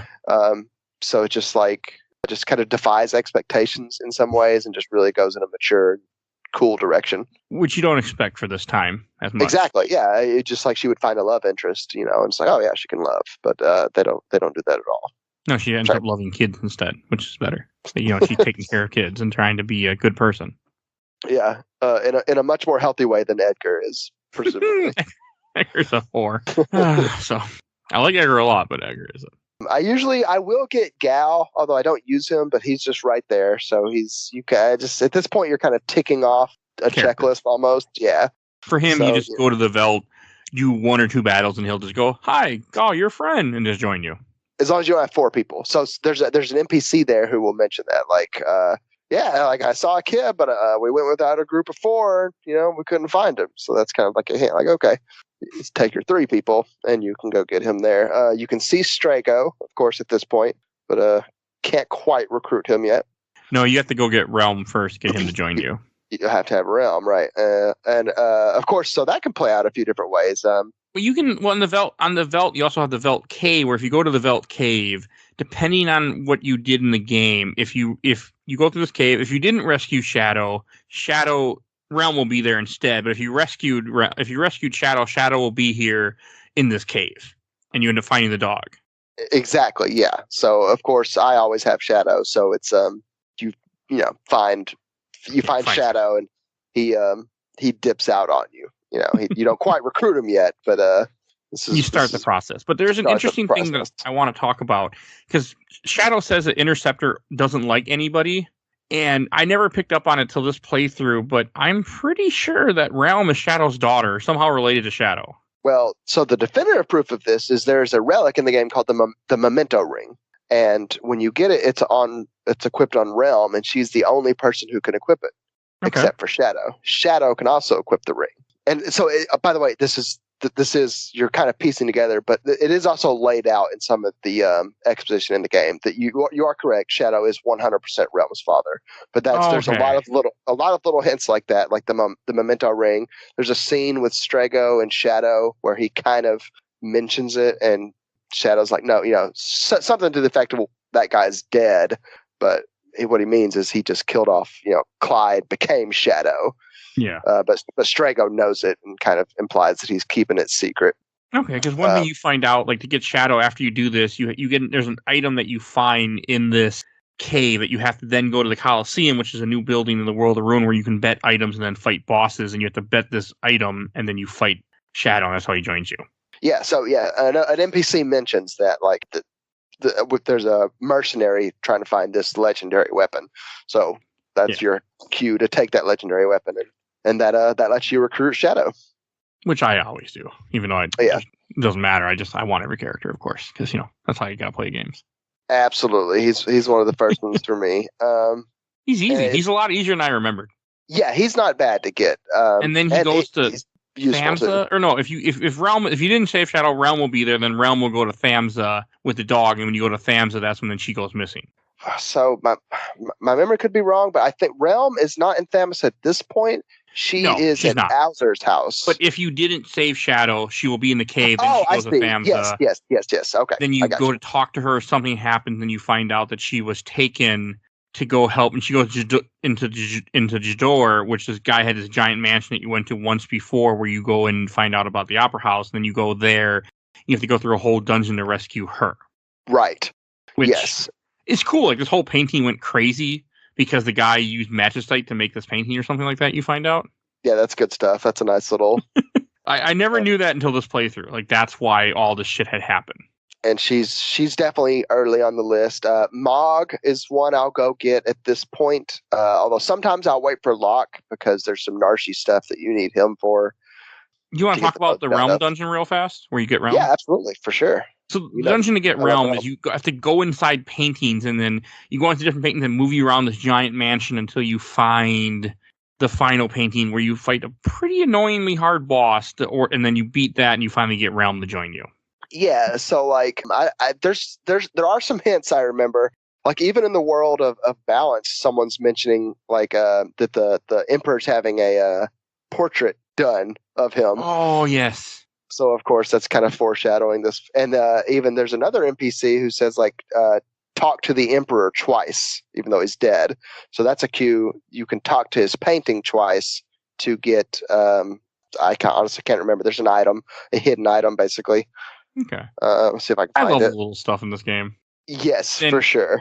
When you get Realm, then you're able to go and get Strago back, because you go to the cult of Kefka's tower, which is this giant tower, and since you have Realm with you and you talk to him, then he'll join you. Yes, and there's again just so much foreshadowing. Like there's people talking about the cult of Kefka kind of throughout, and one of them mentions like it's said the only thing that can snap a cult member out of their funk is talking to a loved one. So that's your hint that you need to bring Realm to get our boy. I don't think I've ever caught that before. Yeah. Okay. And I mean, the whole World of Ruin is nothing but side quests, but all these side quests, like you get your character back, but they also enhance the character. Like they give you more story about each person that you're trying to rescue. Totally. Which is what I like too. And the last thing, so about Realm, if you talk to the Emperor twice, you get the letter, and this is your hint to Locke. It talks about an item capable of bringing people back from the dead in a star-shaped mountain, which is, of course, where Locke is. Okay. But this hints all over the place as to where your homeboys are, I always go for a Locke last. Locke, well, he's tough to get, yeah. So y'all definitely get So who would be next? You want to talk Cyan? He's got a pretty involved kind of a side quest, but he's one of the first you're led to, like story-wise. So I want to mention Mog real quick. You are right about Cyan, but with Mog, you have to go back to Narsh, and you just go back to the cave where a bunch of Mughals were earlier, and you just go and talk to him, and he's like, "Okay, I'll join you." And I always have loved this fact that something that I would not have known if I didn't know the game, that right behind Mog, if you go to the rock behind him and touch it, there's a Moogle charm that only he can equip, where you have no random battles. Correct. Yeah. So that's all. It's the charm. It's way back in the beginning of the game. Obviously, when the Mughals helped Locke defend an unconscious Terra, you have the army of Mughals, right? So Mog is in that group, and Malalu, whose charm that is, and is Mog's girlfriend, is also in that group. She's one of the 4 Mughals in Mog's party way back when. Oh, And I never... Because they changed the name of the item from Moogle Charm to Mulu's Charm. that's why. That's her. She's Malulu, and that's her name She in died. the game. She died. And funny story, when the world ends, you gain 2 items, a boomerang and I believe it's a shield. Those are the items that were in Malulu's possession when she, quote unquote, dies. So those are added to your inventory. That's kind of cool. Yeah, In neat a little sad touch. way, but it's cool. Probably a bug or oversight, honestly. But still, it is. It's like almost if so, it's like accidentally poignant, you know? Yeah. And then when you get Mog, you're able to go up the mountain, which has one of these dragons that you will run into, because you have 10 dragons that you have to kill, or so many dragons. I don't remember. I think it's 8 legendary dragons that were released when the world went to shit, and this is one of them. Plus, as you go up there, you fight Tritok, which is the Esper. They changed that name, by the way, which is the Esper that Terra saw in the beginning of the game, and then now you get him to join you or become an Esper on your team. And then you also... Where am I going? And then you go down this hole that you end up... If you get this boss inside, you get Umaro. There's a giant Yeti who has no attacks except for attack. He just attacks. He's the second one I don't use. So, like, Umaru and Gao are the 2 that I always leave behind for the final. Which makes sense. I used Umaro this playthrough and got him up to almost 99. I mean, he can be effective, no doubt. It's not my cup of tea. Don't know why I leveled them up. I just did. That's fair. I don't have any logical explanation for it. I was just doing it because I was like in one of those situations. I'm like, I got him. Okay, I'll level him up. Why not? Well, like once you're in the game, you know, like fuck it, might as well, right? Yeah, he's there, so I just used him. Yeah, I recruited him, and that's the last we see of him. But it's cool how many optional characters are. Like, he's one that's completely optional. And you see him earlier in the game because he pops out of this rock and just shakes his... he just pops in and pops out, and you can see him, and you finally now get to get him to join you. Yeah, that is neat. Again, just so much... Like, it's clear the developers had a vision for the game, with just the sheer amount of foreshadowing and just flourishes and touches. It's really remarkable. We should talk about Cyan since you brought it up, because Cyan's the one the game kind of leads you to, because you see a bird that flies to Zozo to kind of tell you, yeah, you should go here. Exactly. Correct. I usually do. I didn't this playthrough, but I normally do. I know when Mike was playing this, he went to Cyan like almost last. Same here. I think it's for whatever reason, Cyan he was one of the last people I got. Because I don't really use him, I guess, maybe, and it just wasn't. I just wasn't concerned with him. I don't use him either, but I still went and got him right away. Yeah, and he's not too bad. It's a little tough, I guess. Mount Zozo it can be difficult. It's weaker than some of the areas. Actually, I think where you're supposed to go next is Mount Zozo. Yeah. The game's trying to lead you there, but also the enemies tend to be weaker where you can handle them better. And you find Cyan in this mountain who's been writing letters to this girl all this time that lives in Miranda because her boyfriend lived in Mobilis and died. And for a lot of people, it's the first time they'll encounter one of the 8 dragons and just get absolutely wrecked because a lot of people are not expecting that. You have to be leveled up, or you're not going to be able to get through them. Yeah, they're tough. I beat them. I did too. You're right. Yeah, like at this point, so like playing through, I didn't really grind too much. Just like sheer grinding, and just didn't have too much difficulty with the game overall. But I definitely remember back in the day, a few sections being pretty difficult, and those dragons were definitely up there. Yeah, they're a bitch if you're not prepared for them. Absolutely, yes. It can really wreck your shit. Getting Cyan is cool. Like he joins you. It's kind of a cool little scene. Yeah, and he's got a lot more, obviously. So recruiting him. Yeah. So yeah, recruiting him is cool, and it is like I think it's pretty poignant. It just plays into his his character really well. He's got one of the all-time great kick-in themes too. When that whistle just kicks in, it's like, oh, shit, yes. So much good music in this game. And for him, you have to go to Doma Castle, and I feel like his secret would have been hard for me to find if I didn't know what it was or where it is. Because it's hidden. Tough, yeah. It's vaguely referenced again, like people mention ghosts in Doma Castle that come out at night, something to that effect. So it kind of clues you into the fact that you need to sleep there, but certainly not just explicitly laid out for you. Yeah, and you have to go into bed and sleep with Cyan in your party, so he has a nightmare, and then you wake up, and then you try to wake him up, and you end up seeing these 3 stooges, and then you go through a whole dream sequence with Cyan to him, and where he has faces fears and stuff. Yeah, that can be a pretty tough little section too. Although there's some ways to make it easier, especially the last boss of it. This is like this version's game of like the Mega Sisters. You have the Three Stooges, which are they changed. So it's literally Larry, Curly, and Moe in the Super Nintendo version. They did change it. Okay. I forget what it was, but they did change it. I know that. I feel like they like keep. It's like Lara, Gorn, and Mobius. Like they keep the kind of theme of like the Three Stooges, but less obvious. Yeah, right. Like maybe I don't know, copycat or it's trademark a cool reasons. Scene with Cyan, where you first have like you're running around these stairs and you're running around through a fake Phantom Train in his nightmares, and then you're running through mines wearing magic armor for the third time in this game. Yeah, and it is a cool little puzzle when you realize that you have to just reverse your course, and that's like how you get out of that little section. That's really cool. It's a good little scene in this game. Yeah, so Cyan, I mean, his story is certainly super emotional, and like one they did a really good job with. Just like watching him come to terms with that trauma and really deal with it and put it behind him. And then when you're touching. in his nightmare, like there's one point at the end of his nightmare, I think, where you go back to where you end up in reality. I think you end up back in reality, kind of, and then you see his dead family. They're like, you need to save him. Yeah, yeah, and they instruct you to go. You have to go back to the throne room and you fight this demon that's been feeding off him and feeding off the dead from everyone that got poisoned. Which I believe you can kill with a Phoenix Down, if memory serves. You can, but I think you don't get something for doing it, if I remember correctly. Okay, that makes sense. Because I didn't do it. I think it might mess up your chance of getting because you get Alexander for beating him, which is another Esprit. But you don't get it for killing him with a Phoenix Down. That's interesting. Maybe you don't. That's what I thought you meant. I think so. I don't remember. I don't know. I didn't. I always kill him legitly, and I don't know why. I know if you do Vanish Exo into people, they don't drop things when you kill them that way. That's for sure. Like you can miss out on Doomgaze. I'm pretty sure like that. They changed his name, by the way. Oh, what Doomgaze? What's he now? Death Gaze. Yeah, okay. Which he can be a surprise, like go fuck yourself moment. You're just flying around, and all of a sudden a boss comes in and wrecks your shit. Mm-hmm. So like, definitely cleared out some progress. I feel like of a few unknown. He's a tough boss too. Yeah, because he's fought in waves. Like you take down some health, he runs away, take down some health, and I think doesn't he end with Ultima, like as a kind of death attack? No, he doesn't. He just dies. He just dies. Okay. Yeah. Speaking of bosses that kill you with Ultima, that would be as you climb up the tower that we talked about earlier in the game, the Cult of Kifka that we mentioned a little bit ago in World of Ruin. You can go all the way up this tower, and the final boss that you fight, when you kill him, he casts Ultima against you.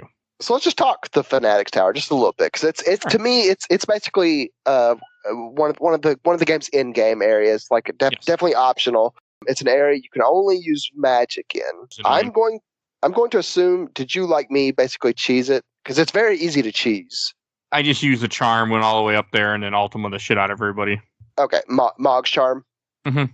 Yeah. Okay. So yeah, you take Mog charm, like so. There's no enemies, and you can cast Berserk on the Magic Master. So he, instead of slamming you with magic, just like hit you with his. I've never done that.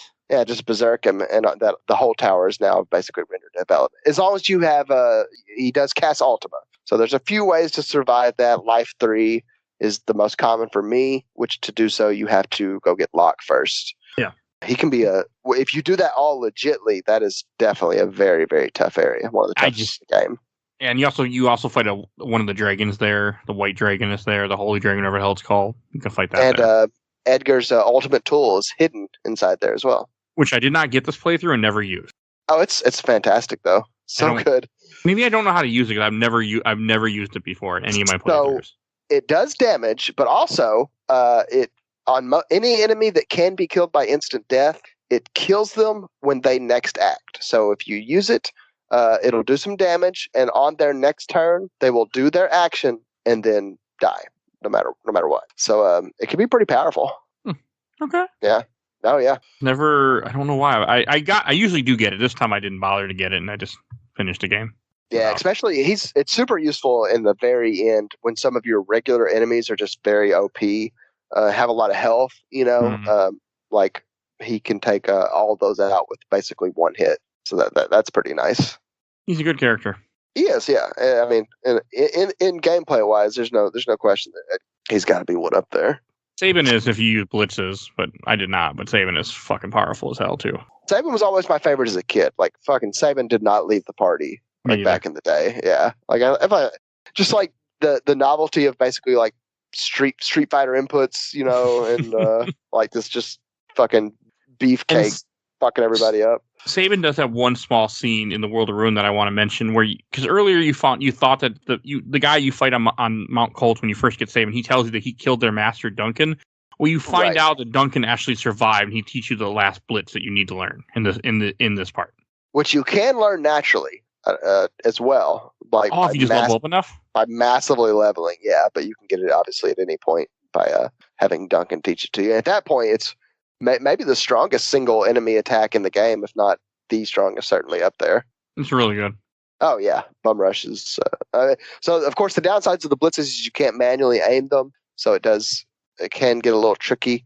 But it definitely outweighs any of the nonsense just by.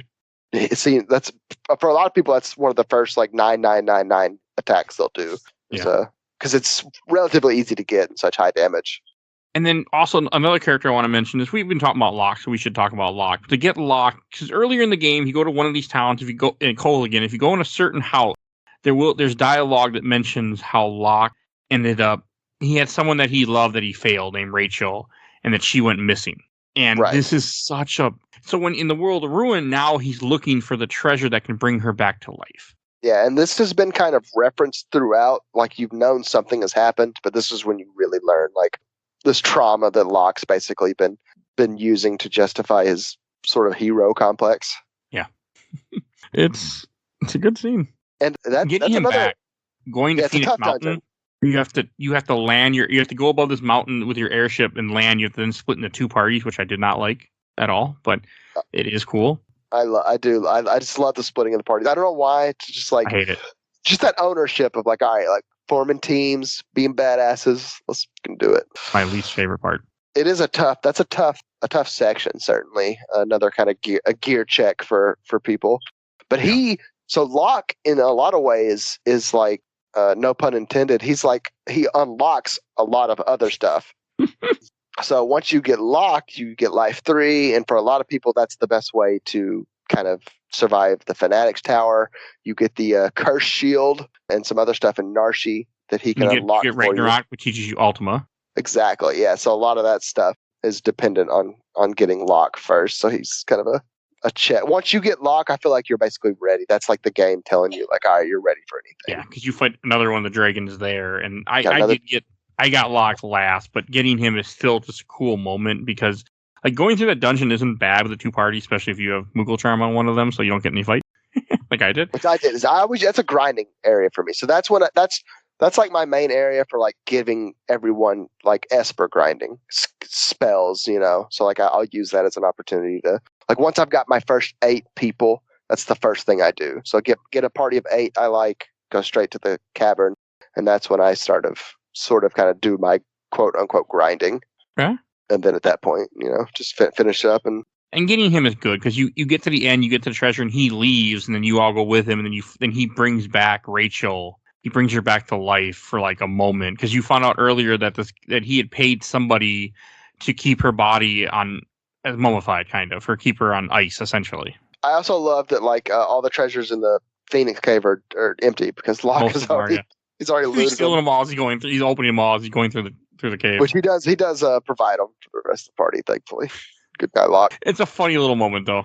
It is, yeah. It's just like, again, like they just these little flourishes that they don't have to do, that just fit the characters and just really good stuff. So good getting him though, too. I mean, I know he's not the best character, but just getting him is just, I love it.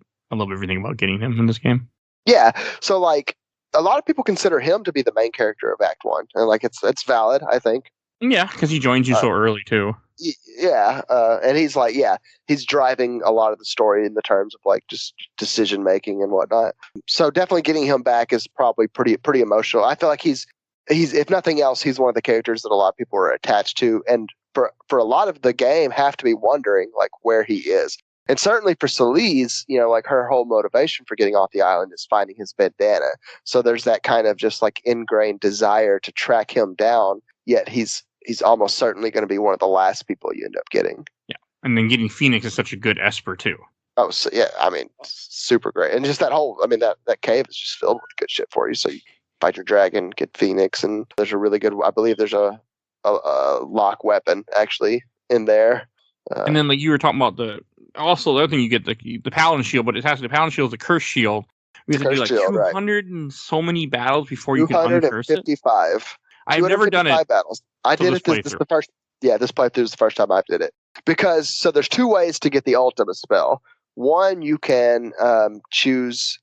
So in Narshi, after you get locked, this is a good segue. You can unlock that, and you can get the Ragnarok Sword or Ragnarok Esper. Ragnarok Esper teaches Ultima, if I remember right, but the sword can be bet at the Colosseum to get Illumina, probably the best sword in the game. Before GBA, yes. Okay, right, yeah. And still lets you get Ultima by, going the long way and getting the Paladin shield. So that's what I did this time, just for kind of completionist sake. Okay. And just to do it? Just to do it, yeah. I mean, just so like, the only benefit of getting Ragnarok the Esper is Ultima. So if there is another route to do that, I feel like it's a little redundant. And Illumina is a fucking killer sword. And to me, I don't know if you do this, but like, this has got to be personal in some ways, but I feel like to me, Atma weapon is Terra's sword and Illumina is Celisa's sword. And that's just like my head canon. And I can't. That's just you. Right, I know. Yeah, there's no gameplay reasons for either of those things, but just like that's one of those things that always stuck with me as a kid. Just like just in my head, like that's their swords, So like, yeah, but I don't do that. But no, for sure. There's nothing wrong with playing it that way, though. So no, yeah, I think it's one of the neat parts of that game is just like everyone connects with the characters in different ways, and that's just how mine kind of developed in my head as a kid. This game was really formative for me, honestly, in a lot of ways. Just I was relatively young and learning what I liked, and this just like hit all those sweet notes. So same for me. This game has stuck with me all my life. Absolutely, I mean, I was a writer for a game website back in the day, and we did a top 50, and this was my. It's one of my favorite games, but it was my objective kind of pick for the best game ever made. It's been a long time since I wrote that list, so I maybe have to revisit it. But I certainly feel like personally, I would still have it pretty high up there. It's still a great game. Yeah, and it aged well. Like that's there's a lot of games, RPG, Super Nintendo, whatnot games that didn't necessarily age well, and this one certainly does. Yeah, I would agree. Yeah. And a couple other things I want to mention with World of Ruin. It's a shorter place, but there's still a few things we have. One, you go to the Opera House, you can fight one of the dragons, which I always do pretty quickly. And that's an easy one because it's a Earth dragon, and so Gaia gear is kind of a easily available armor at this point, which absorbs like 3/4 of this dragon's attacks. So plus, you just cast float and you just sit above him. Exactly, yeah. He's one of the easier ones to cheese, and I think one of the dragons that a lot of people end up beating first, kind of because of that. And one thing we didn't talk about, like when you learn spells by equipping an Esper to you, and as you do so many battles, you get like experience type thing that lets you level up spells, magic points. I forget what it's called. I can't remember all of a sudden. I think magic points is right. It's SMP. No, I can't. It doesn't matter. But you get something that lets you learn. Maybe ability points. Yeah, something. Yeah, my brain's just not working right now.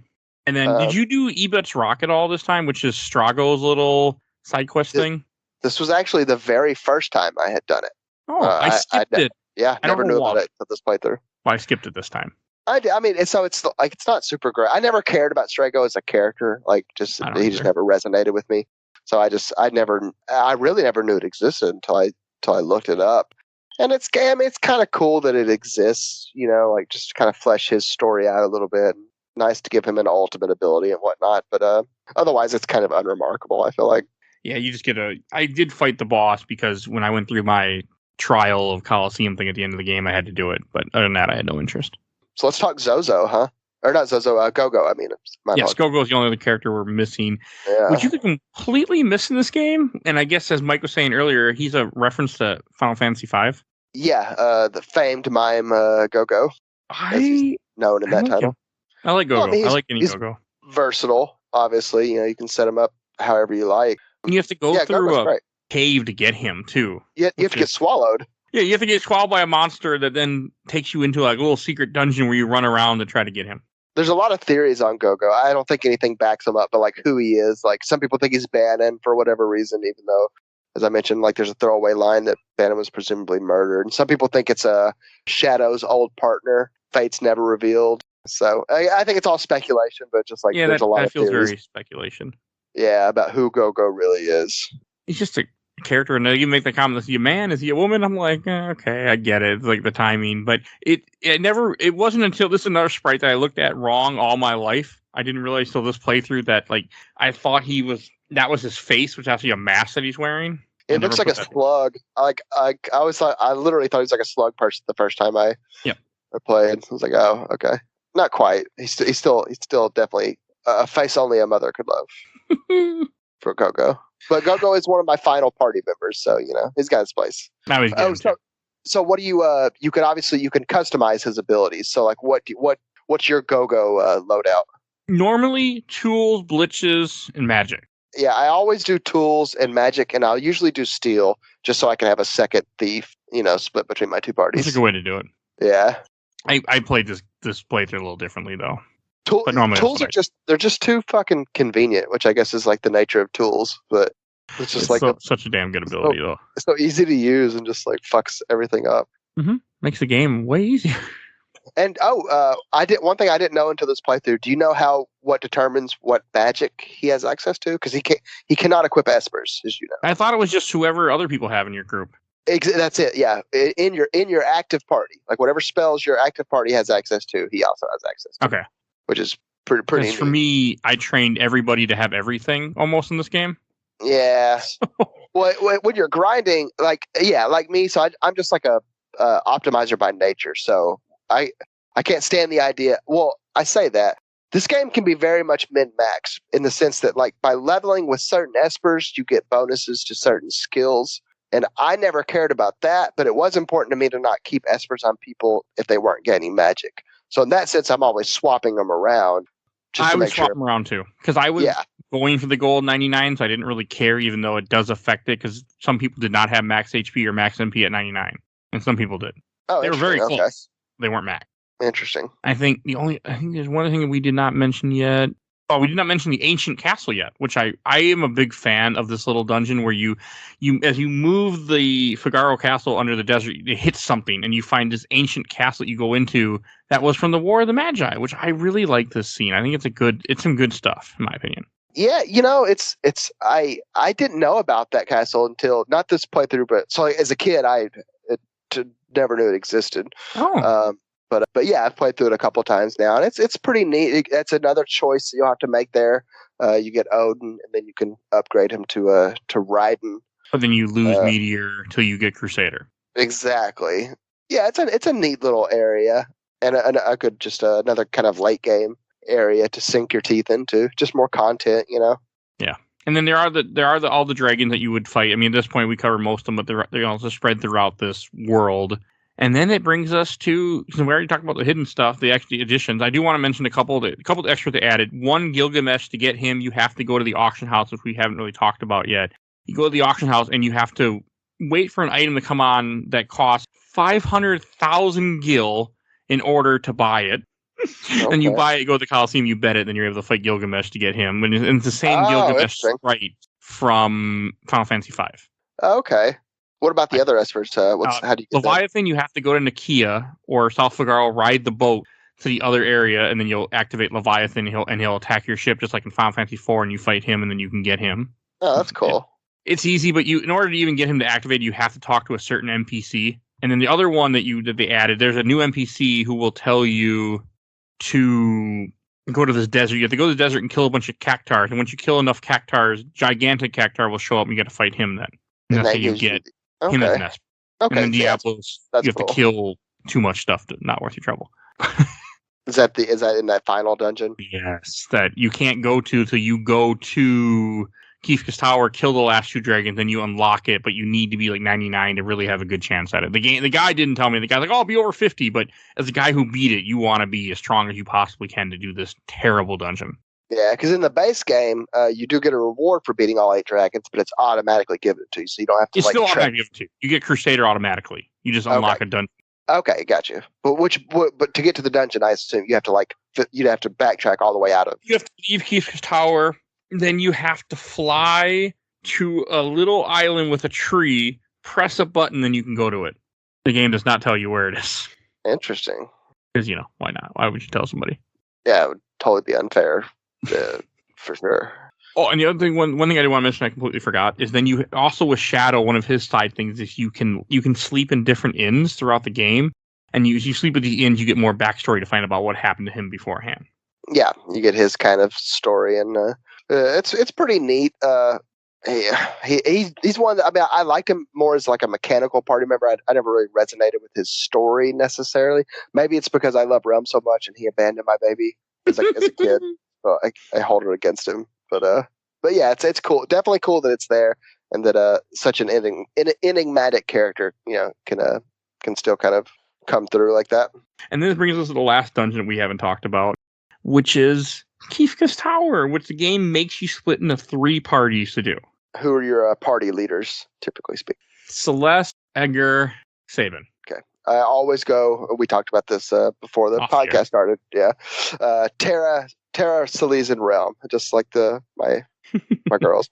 Army of women out there. League. I just want to show that they can lead a party too. It's not a man's world. It's an okay dungeon. Like, I used to complain about it because you have to be in 3 parties and hit a couple switches. But after I did the Dragon's Den, I'm like, this is simple. It's easy, it's straightforward. Unlike the Dragon's Den, which is a nightmare of bullshit. So I had a lot more respect for this tower because it's not that long. It's pretty quick. You go through, you fight a couple dragons, you fight a few other bosses. It's not a bad dungeon that gets you all the way to the end of Kifka. Yeah, I like it. Yeah, not too complicated, but like just enough teamwork to where you feel like all right, yeah, this is like really a group effort. Like working together to take down this all-powerful asshole. Like it just really, really gets that across in a way like games before hadn't. Like you're not just leaving you take an active party and everyone else is sitting back twiddling their thumbs in Final Fantasy VII or whatever any other game. Everyone's involved except for the 2 people you left at the airship. Exactly, and even then you can tell yourself like, hey, yeah, you gotta leave someone behind. It's like, it's definitely good stuff. It's a good tower, and it leads them. You fight the statue bosses from the statue that you moved. You have to fight them. You have to fight Atma Weapon, which we did not mention. You fought the Floating Continent. You fight him again, which is way more powerful. You fight a couple of random things, and then you finally get to Kifka, the final boss of this game. And this is a hell of... First, you have a bunch of dialogue where he talks shit about you. And then... He's a real asshole. Yeah, he is. But the final fight, you have to fight different monsters or different, parts of him getting up to it, but you get to pick all 16 people that came with you in what order they fight in. Because the idea that you use your whole party to take him out. I love that. That's such a good touch, and just plays into that theme of yes, this is like an ensemble, and make your own story, basically. Emergent storytelling. And it's a long fight too. I mean, for me, it wasn't too bad. I just ultimate the hell out of him, but I could see it, a long fight if you weren't completely leveled up to 99, or when I did this when I was younger. Yeah, so I wasn't over leveled, and I did. It wasn't quite as tough as maybe I remembered it. Like I've had 2 people die, but never felt like I was ever really in danger of wiping or anything like that.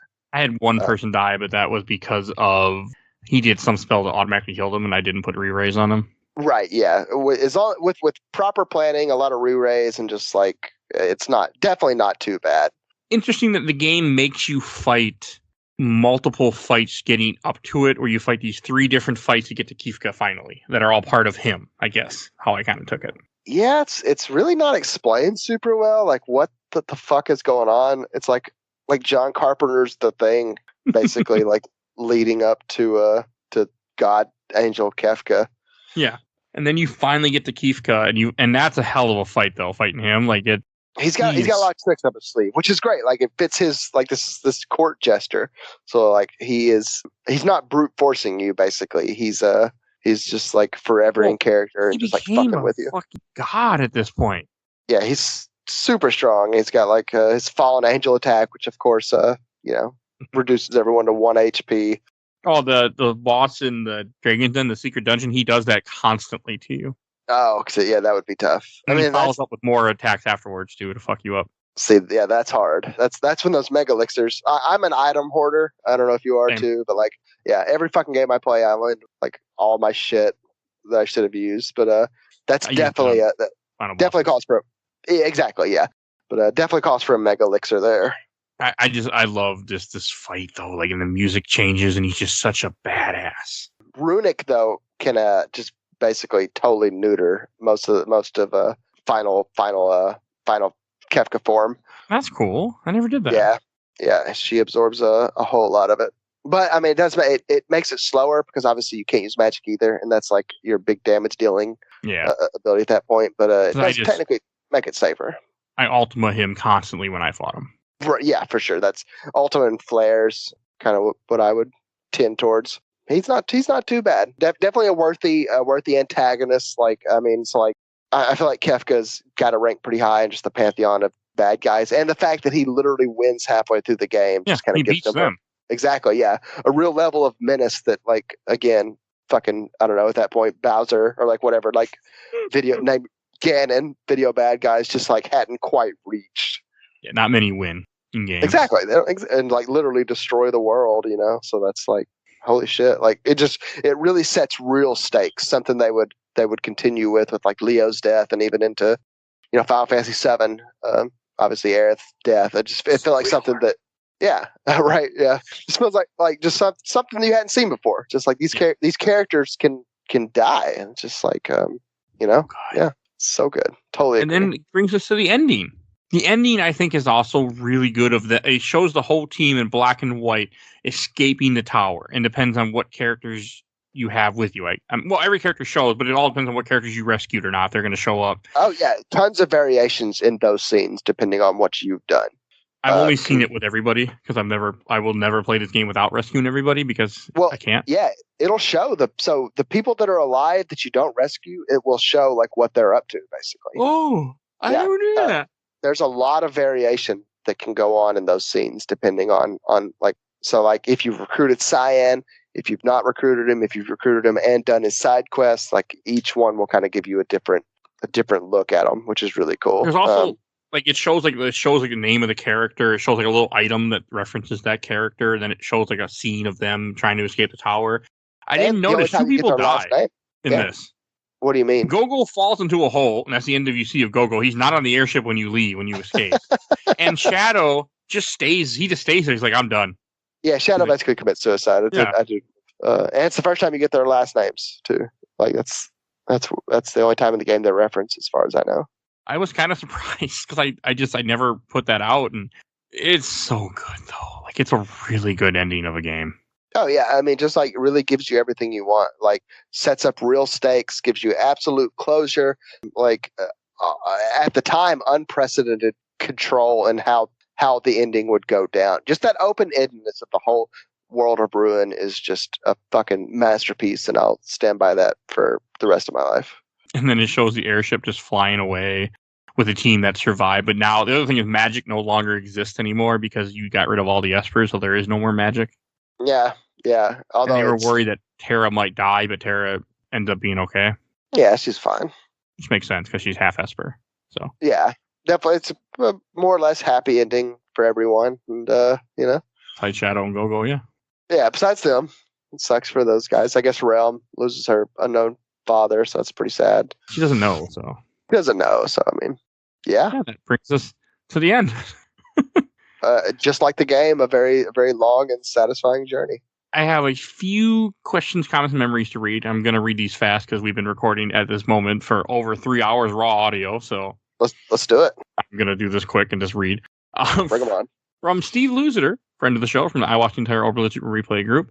FF6 is likely going to land in my all-time top 10. There's so many amazing things about it. It boasts an incredible soundtrack, epic villains, fantastic main characters. Edgar is best boy, and I will still argue that the Opera House scene is the greatest single moment in gaming history. Oh, spicy. From Michael Tolan, I think I was 8 the first time I played it, and from the opening scene followed by the magic armor marching towards Narsh, it was the first time I ever felt something cinematic in a game. And I had played both Hero 14 and Mystic Quest, so I'm assuming he meant 4, as well as some other RPGs, but it felt so much more awe-inspiring and just impactful than I had ever experienced in a game before. It's still burned into my brain how amazing that looked, and 25 years later, it is still my favorite game in the series by far. Nice. I suspect a lot of people feel the same way, for sure. Yeah. And I did get a lot. From the Final Fantasy VI group. Nice. From Alley Cat. Will this ever be remastered and remade? Why or why not? Because Square is stupid. I would say remastered. We obviously yeah. there's the pixel remaster. Remaking this game would be a real challenge. So I don't see that happening personally.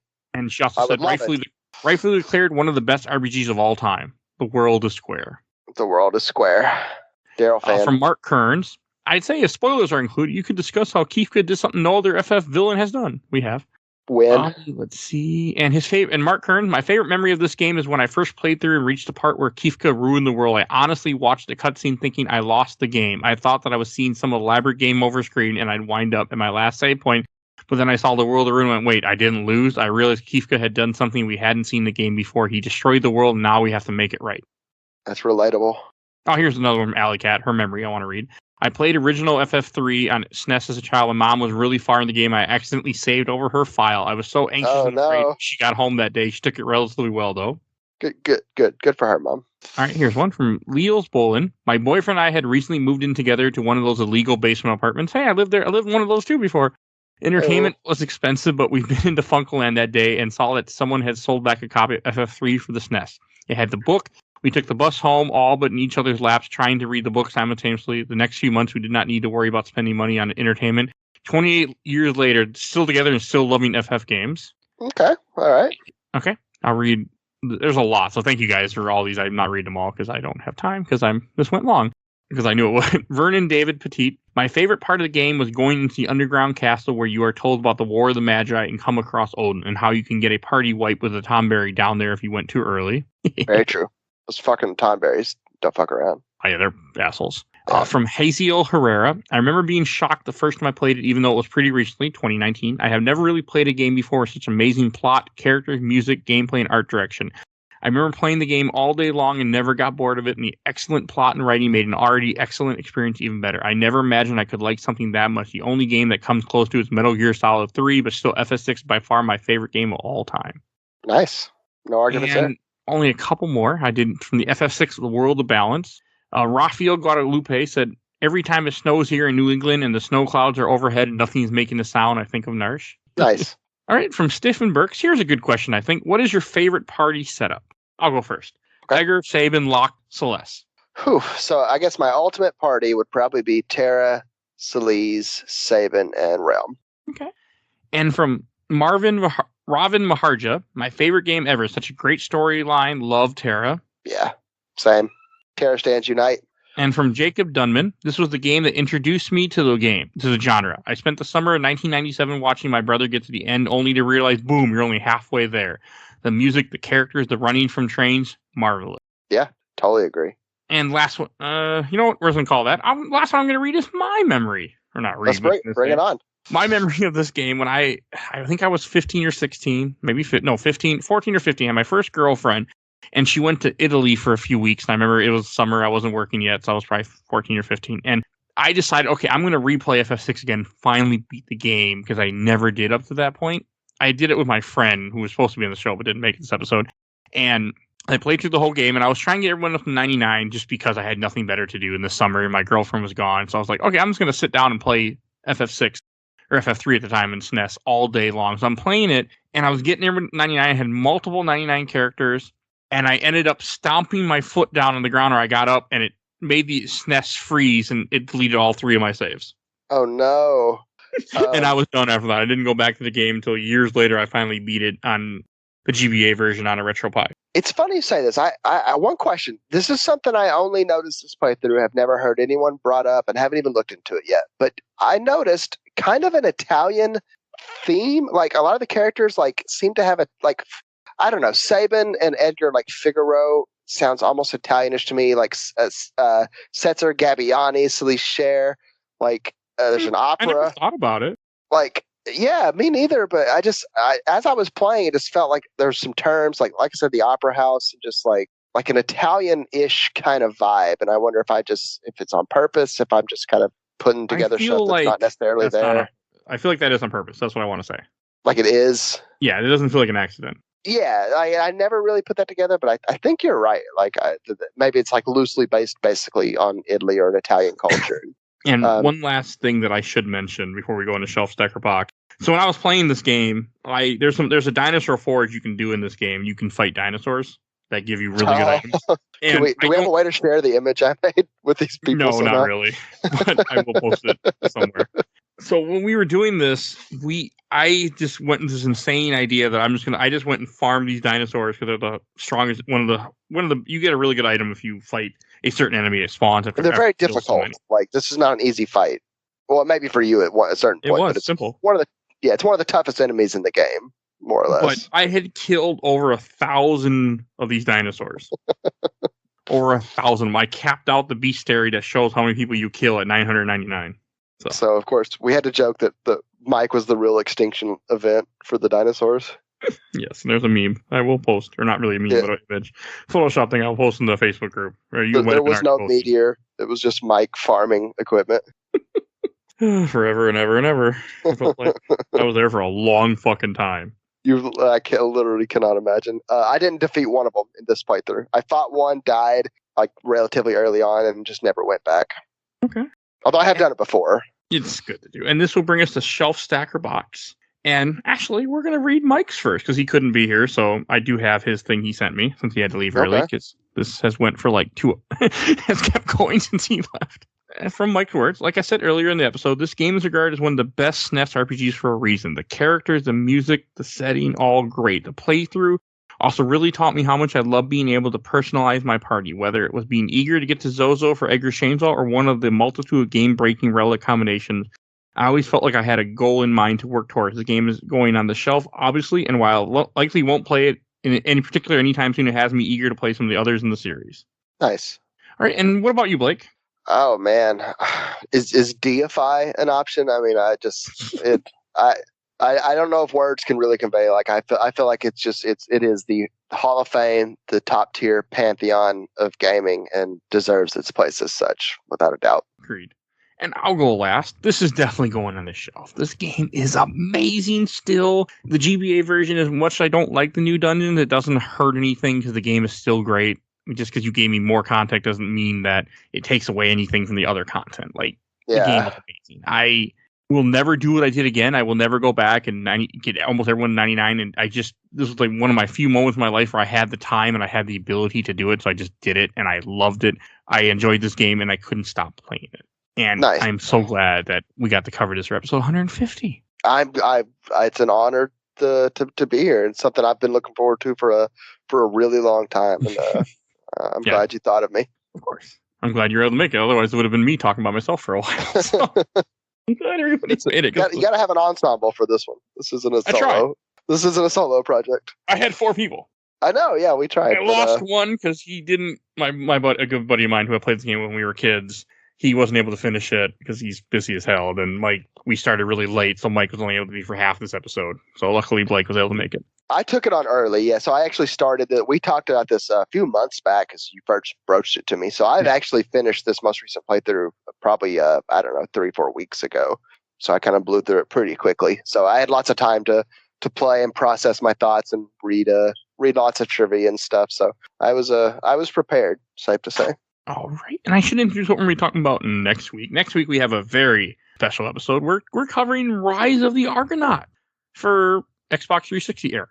And the reason why it's special is because I have someone who worked on the game and be joining me. Ooh. So hopefully it doesn't fall through because I don't always announce that ahead of time, but I'm pretty sure it should be fine. So you'll be joining me for that episode. That's neat. I'm excited. It's the whole reason I'm putting the game on the show. I've never heard of it. With someone that worked on. I'll have to listen to get the inside scoop. Plus, I like the game a lot from when I played it back in the day. So we'll see if that holds up. So I started replaying it. And as I forgot to mention at the top of the show, we do have a Patreon going on right now. For as little as $1 a month, you can go join our Patreon and you can vote for what movie we're going to cover for Christmas coming up here for our Christmas month for December. It can be either Elf, Nightmare Before Christmas, A Christmas Story, and I forgot what the other one is. So go check for a little $1. You get to go vote in what we're going to cover. So definitely go. Is it Die Hard?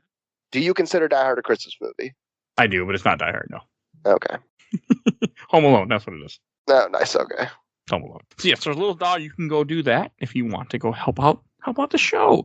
And I want to give a shout out to our awesome intro and outro, courtesy of Helena at Hell Hath Fury. You will see a link to her TikTok in the show notes, so definitely go check that out. Shout out Helena. And I also want to thank everyone for listening. And please follow us on Facebook, Instagram, Twitter, and on YouTube. We are on YouTube. Only audio, but we're there if you want to hear your podcast on YouTube like people do. So definitely go check that out. And I think that's everything I need to say. I've said a lot. So we're over 3 hours. We got a lot of content. Yeah, I knew this was going to be a long one, though. That's why originally it was going to be broken into 2 parts, but that didn't work out. So for sure. All right. So we will see you guys all next time. Oh, and I also want to get one last thing. I want to give a shout out to my buddy Bill Tucker, who started his own podcast, Gamer Looks at 40. Definitely go check him out. You see a link in the show notes. That is everything I need to say. We will see you guys all next time. I need to go drink some water and stop talking. Peace. Bye, everybody.